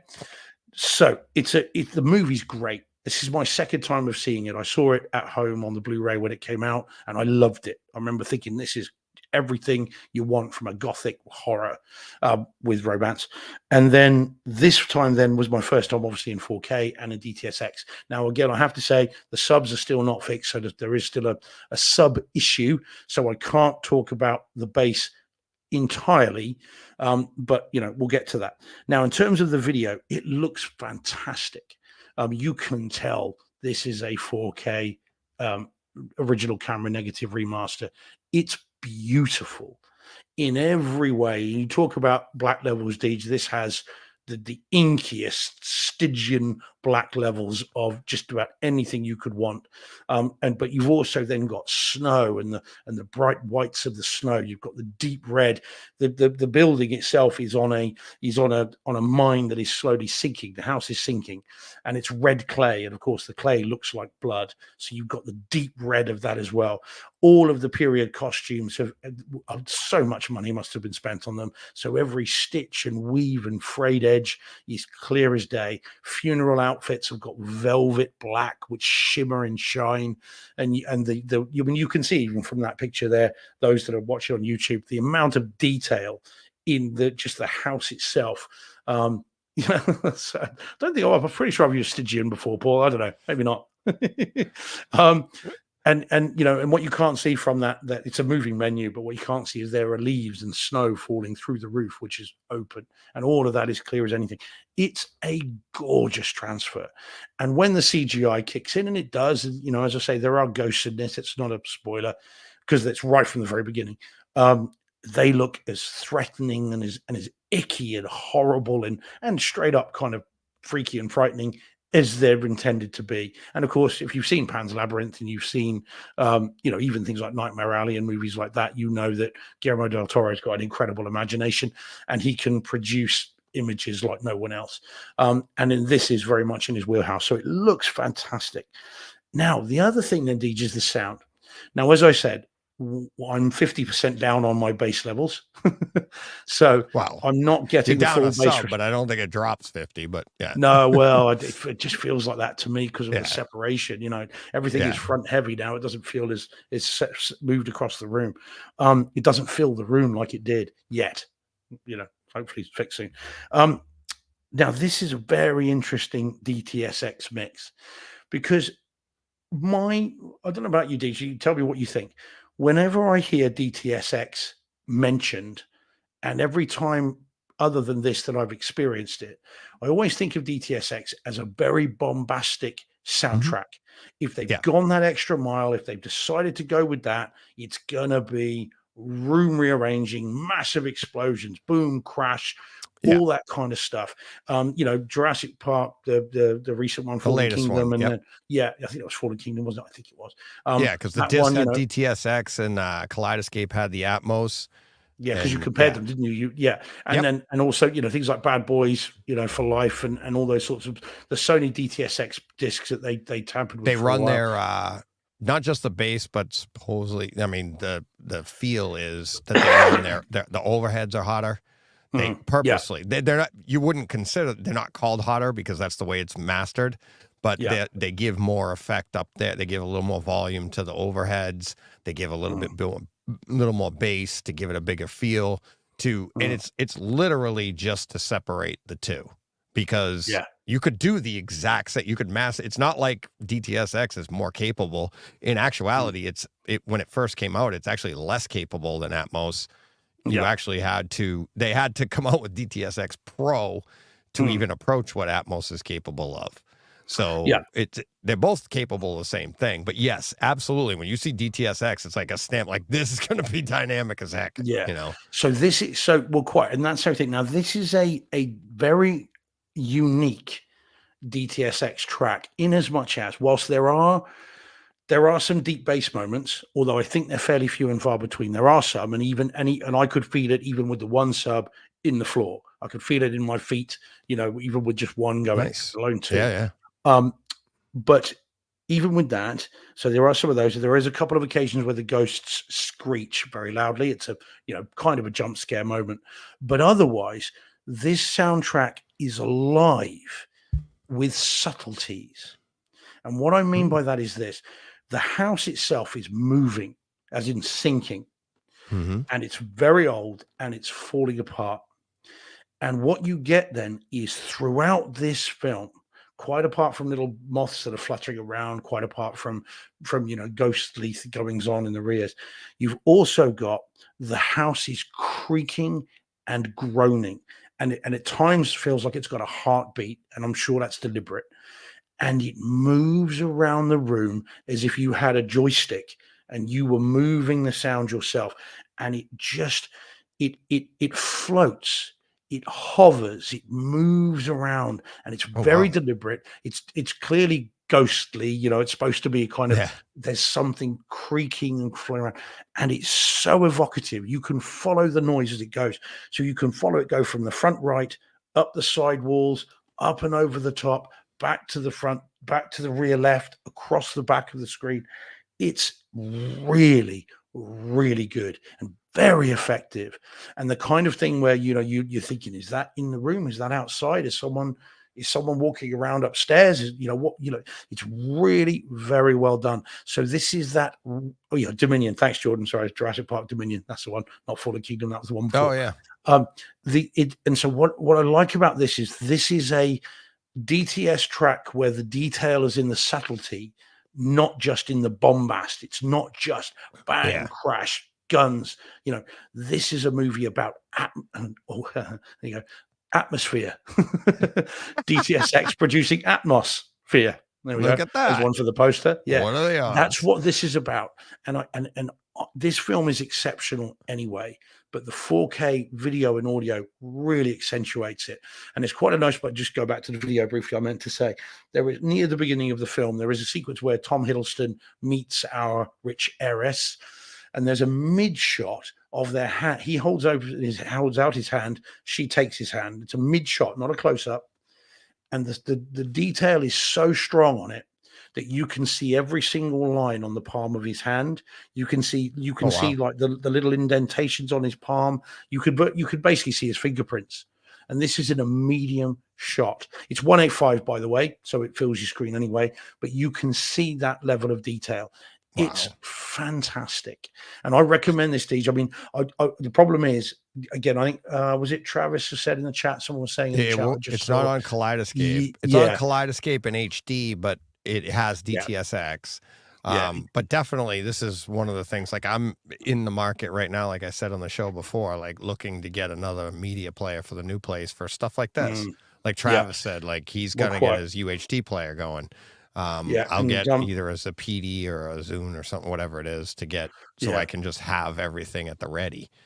Yeah, I mean, it's a again, just to kind of show so people could get some idea as to what we're talking about. This is the box Nice. here for it, and it opens out like that. So you then, oh god, I'm sorry, it's not very good. So it opens out like I'll that, zoom and then in you on pull you. up onto that, and you've then got a massive booklet as well, which is here. You get various art cards and everything else, but it's in a, and then the disc is in the bottom, but in a really nice, oh, just Nice. but a really nice sort of detailed package. It's all kind of embossed. It's really, really nice. I can't recommend this set enough. Are you going to actually keep that one, or are you going to put that into little sliders? Yeah, I'm going to sliders. I'm running out of room. It's going to have to. Oh no! Well, Take a I am. picture, it lasts I've longer. got. Yeah, but in Berry, trolleys, trains, and automobiles. It's on the because I'm running out of memorabilia space in the cinema in the equipment room. So Steve, you should just build a new house. That'll help. Well, I've heard that's quite not difficult. that hard. I'm telling you. Yeah, well, yeah, no, indeed. I might have to at some point. But Steve had to hold his tongue there. Yeah, hey, no, man, it's all good. It's all good. Seems like I think a FU was coming. Yeah, no, man, After what I've put you through. Oh, no, geez. Mate, you're welcome to come and build me a house any day of the week, man. That's fine. You feel free, buddy. It's a long commute, but it's I get it. I just stay there till I was done. It's sold. Yeah, done. Verbal contract. You heard it here first. So yeah, it's awesome. And if you haven't seen it, DJ, I do recommend you see it. Of course, I would say this is the way to see it. 4K DTSX. See it with Jen though. This would be your one for Halloween because it's not. There is gore. There is some. There's no question about it. We're gonna get to some very gore bloody. later. Yeah. Oh yeah. It all gets very bloody. But it's done in a really interesting way. It's just under 2 hours long, so it doesn't go forever, but it's a really clever film, and there's a lot going on in the background of this that I think necessitates a lengthy conversation about what are the themes of this film, what is really happening here, so there's a lot to talk about. So, like Nightmare Alley that I reviewed a couple of weeks back, which kind of is obviously newer than this. This is 2015. There is a lot going on in the film, and it's really well done. So, if you marry an interesting story with a cutting edge home theater audio and video presentation, this is something that is a movie to be talked about, not just in film circles, but in home theater circles. So can I just say thanks to Jordan for reminding me it's out, because I'd have missed it. And also for telling me about it at a point where I still had a chance to order it and get a chance to watch it for today's show. So appreciate that, Jordan. Thanks, buddy. Yeah. And he did say, awesome. Actually, the other thing is, which is very cool of him, is Jordan did a mini review on Twitter. Which he's put in there, which was retweeted by Guillermo del Toro himself. Oh, so nice. So nice. Very, very cool. So yeah, excellent stuff. And very, very cool and well worth seeing. Although this did jump above the 7 discs that had come from Canada. So I shall get to those next week. That's quite a list. Yeah. It's great. Yeah, but it's funny. I said that when you started talking, I was like, oh, I don't think I've heard of it. But then when I pulled it up on Kaleidoscape and I saw the artwork, I'm like, oh, I know that movie. I haven't seen it, but now I know it. This is completely different. Like I had no context of this image. Yeah. Mm-hmm. But yeah, I know the movie, and I was, it's one of those like I'm interested in, but then you're like, oh, look at that squirrel. So, but yeah, I'm definitely want to grab that. And even glad you did the box, just that box. I mean, the presentation is fantastic. So that'll look good. Very, very cool. In my new media room. I'd be really curious to see what you guys make of it. I mean, it is genuinely one to put on your post-it note list. You sell Cockatoo, buy Koala, and Crimson Peak. All right, I'm gonna pull a John here. You're like, sell Cockatoo. What if you sell 3? Well, look, you'll finish your house quicker. We're You out. bring these things up. We're Yeah, done. you're going to bring this up. I'm going to just We make are it worse. out. Like, oh my God. You kept saying that when we were earlier, and I wanted to say it. I'm like, all right, there he just keeps setting me up, putting it on a T. I got to say something. So let me see. I will add it to the wall right now. Crimson, and I keep wanting to write peak, but I mean not crimson. Tide. Tide, yes. So, but if you type it into any search engine, Tide comes up first. But yes, exactly. But this is awesome. I mean, you might even find these when you start watching it. You think, do you know what? I have seen this. Yeah. You might have even sort of seen it and forgotten, but it is a Halloween movie all day long, and because I put it right next to Christmas in July. Sold, and because it's not exploitative. It's not OTT. It's just a really interesting story. And so again, I'd be so curious to see what both you and Jen make of it.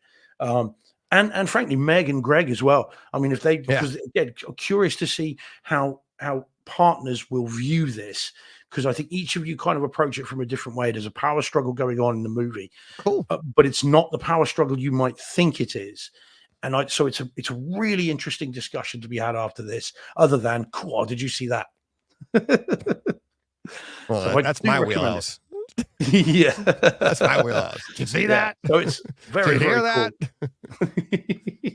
cool. that? So yeah, well worth picking up. Those who are wondering, if you haven't guessed. Yeah, exactly. All right, and now let's get to this last one here that you have before we get to the final. I think that's the final. There it is. I haven't seen this one since it came out. I don't think. Really? Did this drop? Let's get to it. Came last Monday here. Yeah. No, yeah, but. Yeah. So this is American Sniper, Clint Eastwood, 2011 or 2013, wasn't it? Yeah, 2013, I think it was. Story of the HD. So okay. Way back when, yeah. Well, it's only just come out over here, like literally not yesterday, the week before, on 4K Blu-ray. So it's in 4K, UHD, HDR, and Dolby Atmos, because this was one of the rare Blu-rays that had the Atmos track, and so this just ports that over. So story, it's kind of semi-true story. There have been lots of suggestions that this isn't really very detailed and very accurate, but who knows? About Chris Kyle, the apparently the most deadly sniper in American history, who was tragically killed a while back. So Clint Eastwood movie. By a vet he was trying to help. By a vet that he was trying to help, who had very significant mental health problems, and so the whole story has tragedy at the end of it, of no doubt. But I think most people will know that. I think it's a bit like Titanic. I don't think there's a spoiler there. It was a very famous story. So the movie itself, I've seen it a number of times. I saw it in the cinema. I've seen the Blu-ray multiple times. 2014, right? Thanks, Jordan. Thanks, buddy. I had 2013. Actually, do you know what? I think it wasn't in 2013 he was killed. And I think so. 2014, something like that, or maybe it was, that makes sense. Yeah, which suggests this was in development before that had happened, and they changed the ending, I suspect. So the film itself is a really good movie. It's difficult to watch on a number of levels, and there are some events in this. If you haven't seen it, there are some events in this that I'm not going to spoil that are. Again, I think this is a little bit of a trigger warning, I suppose. Sorry, whatever his name was back in the day, who told me off for giving these sort of warnings. But there are some very, very difficult bits in this to watch, and even now, having seen it many times, there are a couple of bits in this that I genuinely don't like. Luckily, they are over very quickly, but there are some bits that are very tough. But the film is still a very good film. The acting's fantastic. I mean, Bradley Cooper just inhabits this role. You never catch him acting in this. I think he just looks like what you imagine the Navy SEAL or a Navy SEAL who's going through this would look like. And Sienna Miller is really good in it as well. So it's still a very, very good film and a very moving movie in the right way. The 4K disc And again, the audio, bear in mind the bass issues, which we'll talk about, but the video is really, really nice in this. So, and what's interesting is for the first time seeing this, I realized how desaturated the war footage is. By the way, Deej, not shot in Spain, just so we're clear. All right.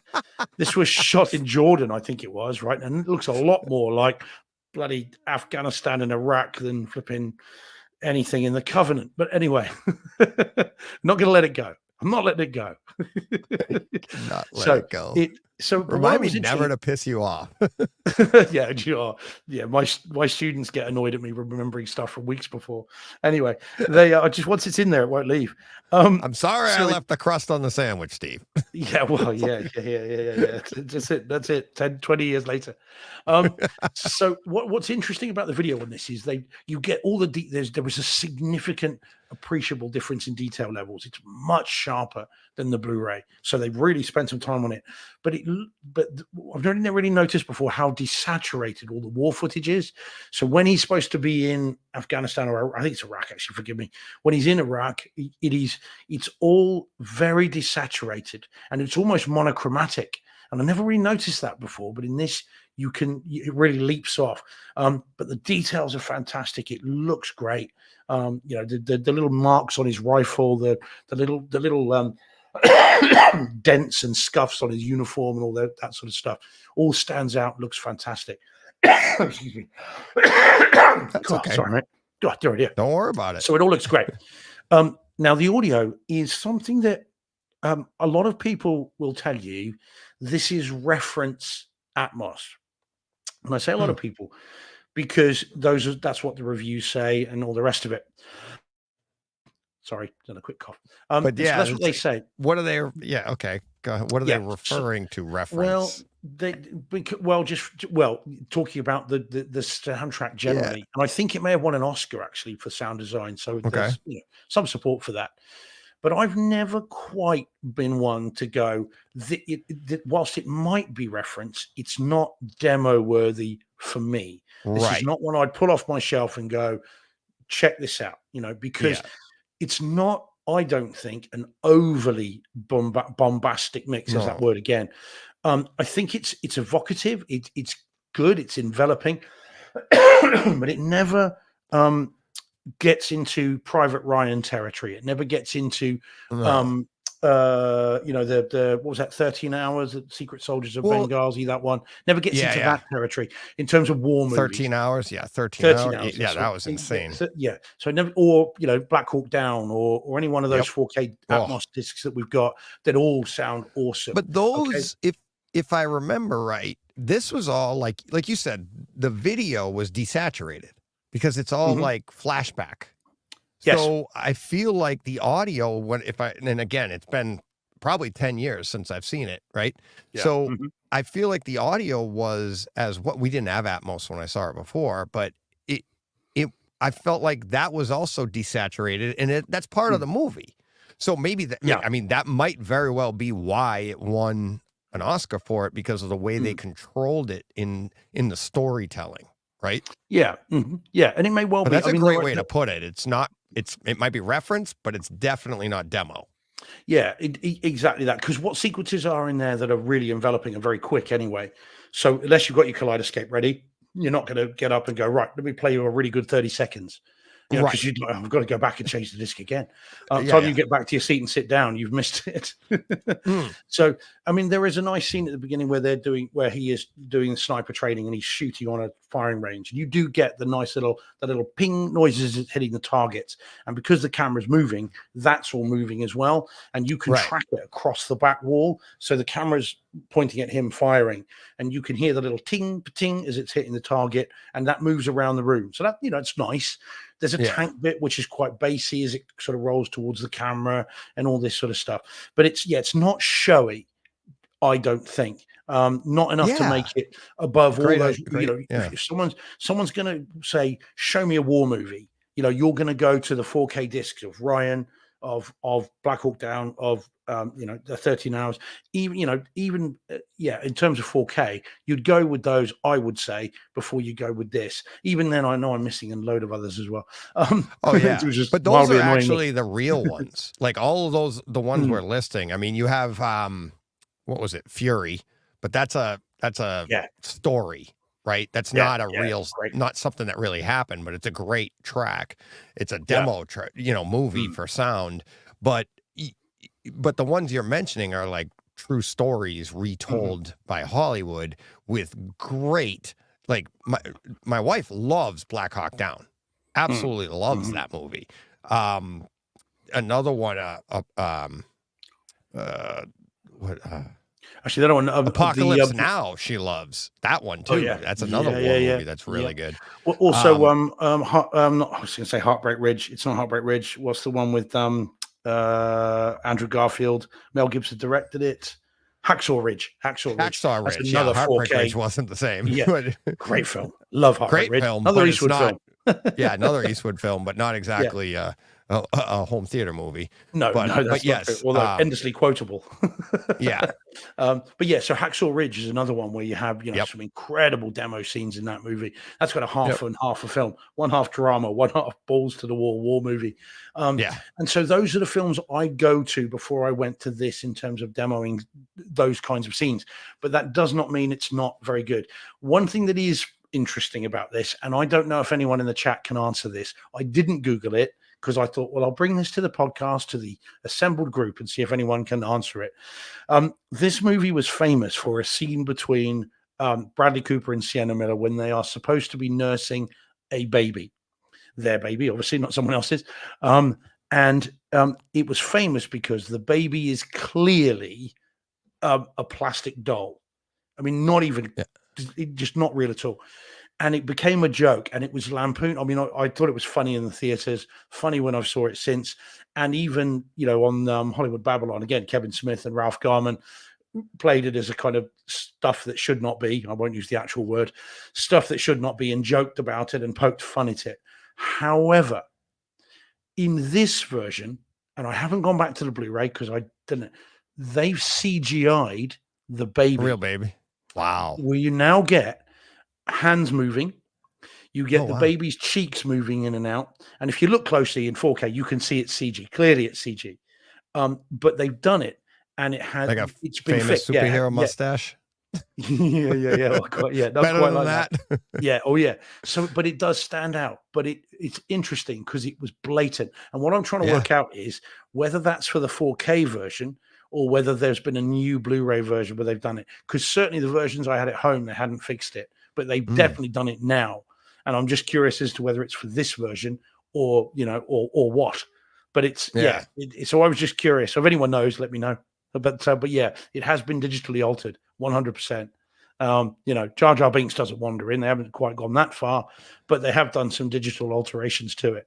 So very interesting. But a good movie and a solid release. It's like $19.99 here, so it'll be $20 over there. So it's a cheaper one for a really good Oscar-winning movie. 30, I think it's 35 or 36 on Kaleidoscape.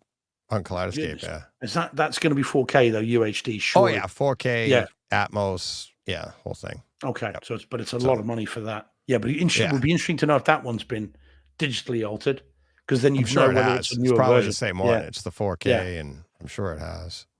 Paul Hurt says, I approve of this kind of revisionism.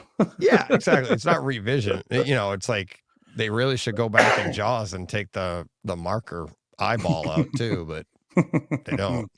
Yeah, right. So it's interesting. But yeah, no, I really enjoyed the movie, and it is really good. Just not I just kept bumping into that word demo or reference. Because I was because of having read these reviews, they can both be right though. Yeah, they can both be right, because you're right. It's like, I mean, it is reference audio, but it's not. Maybe it's not something. It's something you wouldn't demo.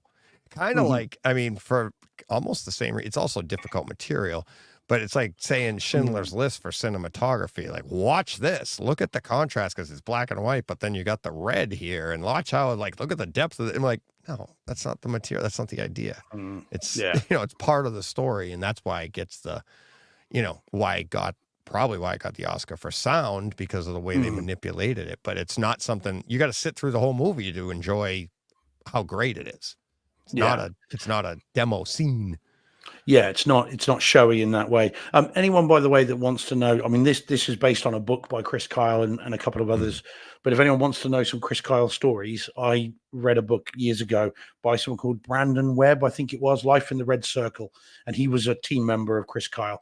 And he's got some very entertaining stories about Chris and some of the stuff they got up to and some of the things he did both abroad and at home, which was very entertaining in a Texan cowboy Navy SEAL kind of way.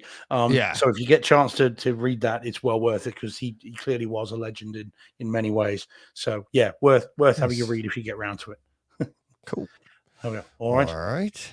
Jordan says, okay, sorry, we just got there. So Jordan says he thinks the CG Baby was done for the 4K disc because it was re-released in cinemas for the 10th anniversary. That would make sense. And it's blatant, as I said, it's clearly that they've tinkered with it. Yeah. But yeah, well worth checking out. Nice. Ooh, Deej, right, okay. I texted you about this one, right? I saw the picture. You didn't text me about it. I saw the picture you put up. No, but I didn't want to. Oh, but did you see my notes? Yeah, you put the no. I saw you put the Kaleidoscape picture up, and that was it. And I thought, I want to, I'll know more on the show. I actually, because we can put notes on the photo, and we're just teasing the crap out of people right now because even the YouTube people don't know what we're talking about yet. The audio people, they're blind; they can't see anything, anyways. Don't build it up too much, though, Deej. Yeah, I know because they're gonna be like, what? No, that's why I'm building it up because I think I'm surprised you didn't read the note. But all right, let's go. Well, you know what? I can fix it now and find out. Yeah, you can look at it and you'll be. Let me pull this up. So we're talking about Abigail, and sadly for my poor wife, I asked her, told her about the movie. I said, "Do you want to go down and watch it with me on Sunday morning?" And I'm trying to think, what was the name I can't even think of the name I was saying, but it was wrong. It was a girl's name with an A. Annabelle. Yeah, Annabelle. That's what I said. I go, you want to watch Annabelle? Yeah. So I was like, you want to go watch Annabelle with me? And she's like, all right. And so she's in bed. I start the movie and she was still in bed. And she's like, I don't see it. And then I'm like, yeah, here it is. I'm like, she goes, oh, Abigail. I thought you said Annabelle. And she's like, I don't see what you're talking about there. So, damn, this is good. Oh yeah, this is so good that I was, and maybe because you set me up in that, and you didn't tell me anything about it, but you know me, I'm not a big horror person. Yeah. So but I do like vampire movies. So yeah, I liked that, but I was like, I saw the trailer to this while I was waiting for my wife to come down. I knew the story. It tells you right here. You're like, okay, what's going on? The trailer shows you some stuff. And I'm like, I wish they didn't. But when I saw the trailer, I swear I thought it was hokey. I was like, all right. But I saw that you had seen it. It was in the notes. And I'm like, all right, let me join Steve for this one, and I'll see what I think of it. It's awesome. I loved the story. I love the ending. Did you read what I wrote? Yes, I've just read it. Yes. Read it to everybody. Yeah, so you're saying it's something when I'm looking forward to a sequel. Yes. I want another one. I want another one. It's Abigail. It was that good. No, just Abigail. This could go on. I mean, this story can go on. I mean, that's the nature of a vampire, right? Yeah, well, this is true. This is true. It really gives you something to sink your teeth into. Jeez. But you've been doing so good just biting your tongue, not saying that. You've been dying. I've been watching you. Fangs for the memory. You're welcome. I gotta get a rim shot here somewhere. How do I not have that? I got a lightsaber, but I don't have a rim shot and all these jokes. So I'm gonna have to work on that for next week. But go ahead, Steve, because you're bursting at the seams here, and you're gonna tell me you hated it. No. I really enjoyed it. Now, you've seen the Kaleidoscape version, haven't you? So 4K, HDR, Atmos, the whole shebang. Now, mine was a screener. Okay, because I missed it in the cinema. It's not out on disc here yet. It's not, this kind of came and went very quickly.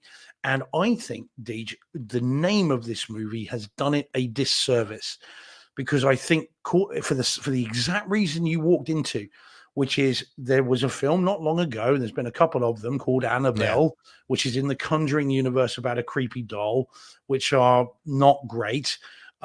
And I think that calling this Abigail was a mistake, because I think people think, oh, it's Annabelle. I've seen that movie, and it was about a doll, and it wasn't that great. So why would I need to see another one? I suspect they're trying to do a Megan, which of course was another doll movie, although a robotic one, which we talked about a while back. And I think they're trying it and that was a success. So I think they're trying to kind of go for that. But I think it's a mistake, because people confuse it. I did. I'd heard Abigail, I'd heard the name of it, I heard it was a horror film, and just thought, oh, no, thank you. And I'm a horror fan. I only came to this because I happened upon the trailer by mistake, actually. And I think it might have even just popped up on YouTube. And I watched that and was like, whoa, okay, that's not what I thought it was. So I got my hands on a screener, which I'm very glad that I did. And interestingly, I started, because I didn't know what it was going to be like at all. So I started watching it on my iPad last week when I was at uni. I was at university. I had 4 hours in between. Well, but this has got a happy ending, Deej, and you'll be impressed with this. So I had 4 hours between my earliest set of teaching and then my afternoon set. And it's not long enough to go home, but it's too long to just sit there. You've got to do something. So I started watching this on my iPad. And it's a digital screener, so it's perfect. It's not illicit. It's a proper thing. And I started watching it. Now, what's cool, Deej, is this: the building that I teach in is a new faculty building. They spent £52 million on it, and then asked me what to do with it. I was sat on the advisory board that was telling them how to use the building they just built. But anyway, one of the things that problem. Yeah, well, just trying to build something. I don't know what I'm going to do with it later, but we'll figure that out after. Yeah, well, quite. Well, they spent £52 million on it, and it leaked. So imagine that. Anyway, so they but in the classrooms, in these rooms, they're state of the art, and as part of that, they've got projectors and 150 plus inch screens. Oh. And in this particular classroom where I was, there was no one there. I had the room to myself. And I thought, do you know what?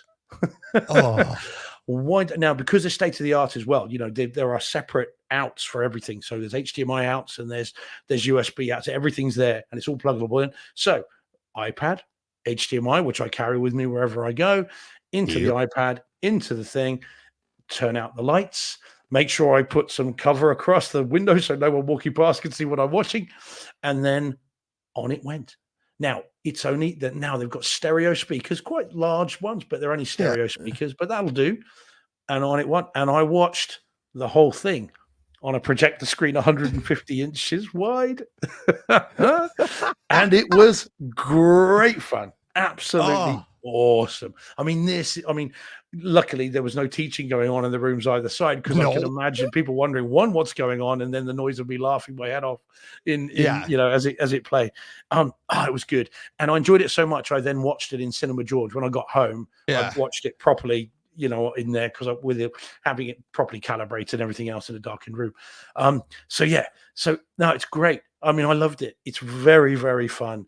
And if you enjoyed this, Deej, there are so many other movies that I need to recommend to you. Freaky's one I mentioned to you before. You need to see. I have Ready that. or I Not. own it. I just didn't watch it yet. Yeah. Ready or Not is another one. If in terms of horror comedies, where with Grand Guignol as well, where you get all the violence and everything else. It's great fun. It never outstays its welcome. If anything, you don't get what you want. You want more. Because you want more of the world, the cameos, which again, we're not going to give away. So much. They did such a good job developing every character so quickly. I mean, Yeah. it was such fun, like exposition right at Yeah. the bit where and that actually comes up in Fall Guy too. Remember, he's like a little too much exposition, blah, blah.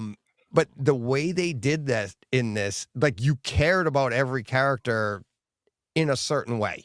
You might not have liked every character, but you bang. So then you're off to the action. You're having fun. You're entertained. You're like when characters, you're like you're rooting for characters. But when something happens, it gives you emotion one way or the other throughout this entire movie.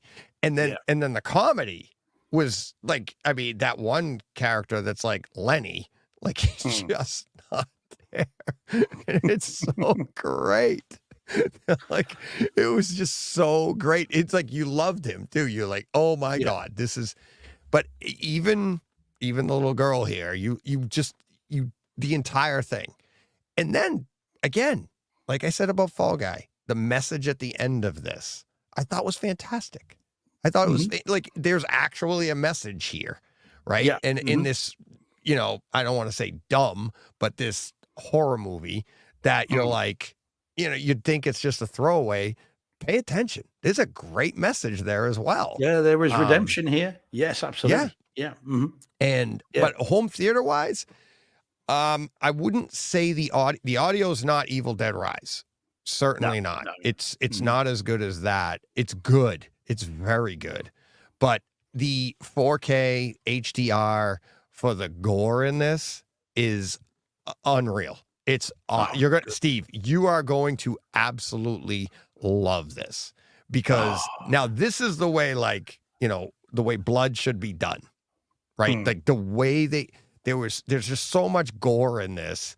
It's ridiculous. So much blood.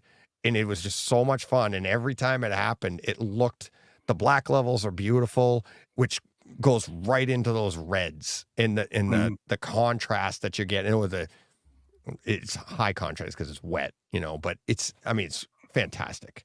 Their clothes, like the characters, like one of the things I always liked about Die Hard was like, as the movie goes on, his t-shirt gets gradually dirtier. It's not like you don't have I think there might be one, if I remember right, you go back and be like, it's a little cleaner here than it was there, but it's pretty, follows the continuity pretty well, how dirty he gets. Well, so do these characters. Yeah. And the detail in their clothing is all there. It's just, my wife and I had a blast with this. We had so much laugh out loud moments. It's just so good. It's so good. And I was too, as I said, as I was watching this, I was bursting out laughing every time something more outrageous happens. It just gets more and more funny. I would have liked, in an ideal world, to have seen this knowing nothing about it, because I think when what happens, you'd have been just like, it would have been awesome to have think that this is to have done a Dusk Till Dawn in this, literally. In fact, you think it's Ransom. With Mel Gibson, you think it's Ransom. That's what this is, and it's with it's a bit Tarantino-ish and a bit Pulp Fiction-ish. Yes, and then it becomes Dusk Till Dawn, and then I just think you'd have been like, and it's in the trailer. Whoa. It's in the trailer. It's in the description of the movie. It's in everything. It tells you. And I was saying that to my wife while we're going through it, and I was going to mention it to you on the show. I was like, this is. It's like, and my wife was. She actually, I didn't say it to her until it happened. Because she didn't know. She didn't know. So how did she react? She was like, whoa. And I was like, I didn't want to tell you that. It's like, all I told her was a vampire type situation, but she didn't know what, right? Yeah. Yeah. And I agree with you 100% that, hey, Todd, how you doing, buddy? Yeah. Nice to see you. Todd's up. Are you still up here, buddy? I think he's in Massachusetts. His daughter's graduating this week. We talked over the weekend. We were trying to hook up, and it's just not in the cards. I texted him. I'm like, we're just not meant to hang out together. That's it. Sorry. Just needs to have brought his tool belt with him. He's literally like an hour away from me right now, somewhere, if he's still up here. But he had a super busy weekend. But congratulations. Oh, just outside of New York City. Okay. But yeah, he came up on Friday, and we were texting. I think I mean, we texted each other like after midnight Friday because he got a crappy ride up because it's a bad weekend for travel. A lot of travel going on. But yeah, congratulations to your daughter, Todd. Yeah, well, Todd, it's interesting that Todd would drop in while we're talking about this movie because Todd, if you haven't seen this, you will love this, buddy. With your horror sort of proclivities, same as mine, and Deej, who sort of visits occasionally. It's Todd, I you visit will on the love good this. ones. Yeah, well, this is true. Well, and some of the not so good ones. Yeah, to me. Malignant. Yeah. Oh, So Todd, you will get a real kick out of this movie, buddy. I mean, this is that sort of movie you'll be telling all your friends about that like this kind of stuff, and then immediately wanting to see it again. Yeah. But yeah, getting back to that the spoiler stuff that they spoiled. It would have been a lot of fun, but I think they would have. I think it would have hurt. How do you market it? Well, that's it. People, well, you know what you do. You know what you do. This is how you market it. You do it on the basis of you make it look like Predator. Kidnap. Someone's there. Something's in the house, picking them off one by one. Leave it at that. And then and don't call it Abigail. And then what happens is you then find it's not this creature, or it is a creature, but not the one you think it is. That's how you sell it. And then people discover it. And what the one thing you thought was the bait is the Predator. Right. You know, it's just, I mean, that would have been quite a cool way the old switcheroo, as they say. Exactly that. And then people would have just been like, oh my God, whoa, okay. And that's a completely different thing. That's how you market it. It's a very different way of doing it. It is. And I've got no marketing degree. Maybe that's nonsense. Yeah, exactly. But now let me bright side it though. Let me bright side it. It's still entertaining as hell. Oh yeah. They really didn't do anything wrong. I mean, we're just saying like it would be nice if we had this, but at the same time, it's crazy how good it is and how much fun you have with it. And maybe that's part of it because you're at the beginning, you're like, you think you know what's going on. And you're like, oh, well, see, and I'm sitting there, oh, yeah, well, this is I know what they're doing, oh, blah, blah, blah. But you're still laughing, you're having fun, but then when the story's over, I kind of still saw that twist, but it's not really a twist, but it's like, you end up at the same place that I thought we were going to end up at, but for a different reason. But you're completely entertained the entire time. I didn't get any jump scares, Jen got like 3. Like literally like that got me. And I was like, but it's just so much fun. So much fun. It is. I mean, it is because it is funny. It's mildly scary. You get loads of gore, which you want. Yeah. But I do recommend it. Just said, if you're liking this, then horror comedy-ish, not vampires, but still a lot of fun. You know, Ready or Not, put that on the list. The Hunt, I would say, which is not a horror film but has kind of horror comedy. The Experiment is another one, which is based on a true-ish story, which is about a group of office workers in Argentina who are sealed into their office building and told sealed in the office building and told in Argentina. Yeah, well, that's it. Sealed into a building and told you have to kill someone within the next 10 minutes, and if you don't, then you're all going to die. And it's kind of about how the whole thing falls apart. And it is a lot of humor in that as well, believe you me, because you've got office workers and they're into how office do you not politics. Have humor there? I mean, that's hysterical. Yeah, you get well quite. Yeah. Somebody's going to die. The way they tell it is very funny. And those sorts of things. And then Freaky, as I said, we talked about. These are all movies that are evocative of this. And I suspect without those movies, this film doesn't happen because it has a same sort of vibe about it. And I noticed in the chat, Van Gaal says that this was. So Matt Bettinelli Olpin also did Ready or Not. So there you go. And you can tell if you've seen Ready or Not as many times as I have, then, you know, it's clear that there is a similar sentimentality. I think I read in IMDb that they said that this is Ready or Not on steroids. Yeah. It's ridiculous. And I also read on IMDb, like the lead actress there, what's her name? She was like she's in Scream.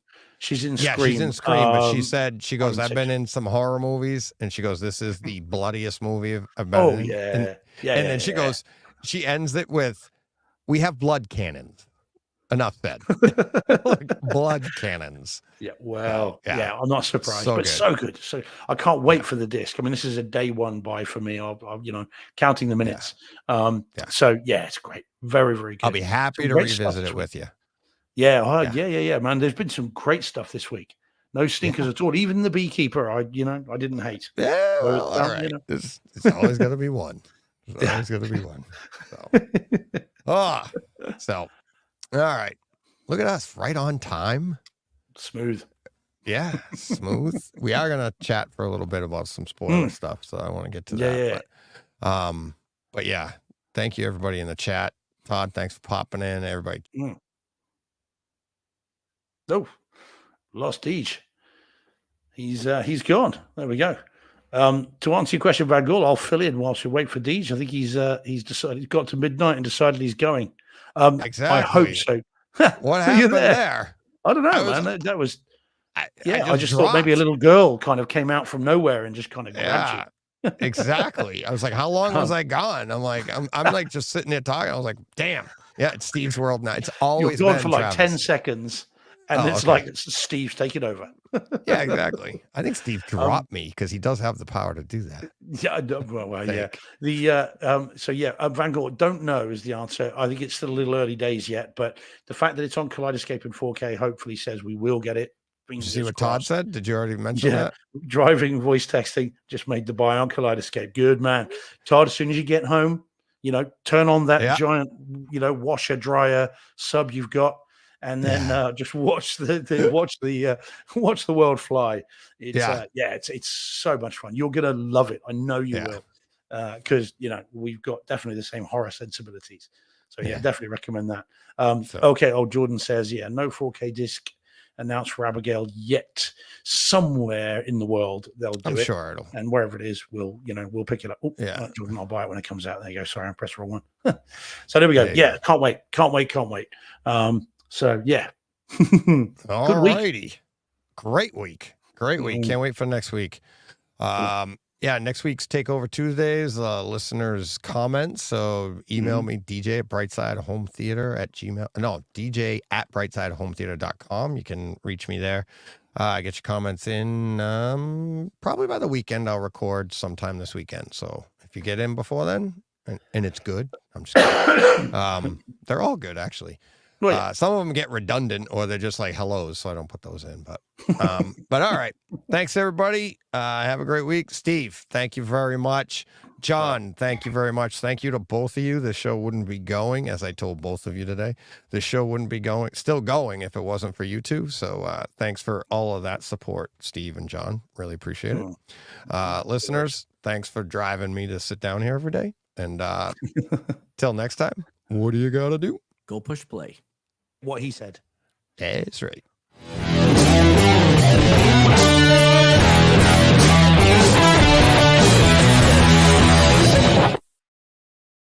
Hey, Fred. This has been a Hey Fred production with theme music by Jeff Bernhardt and Throne Vault Productions.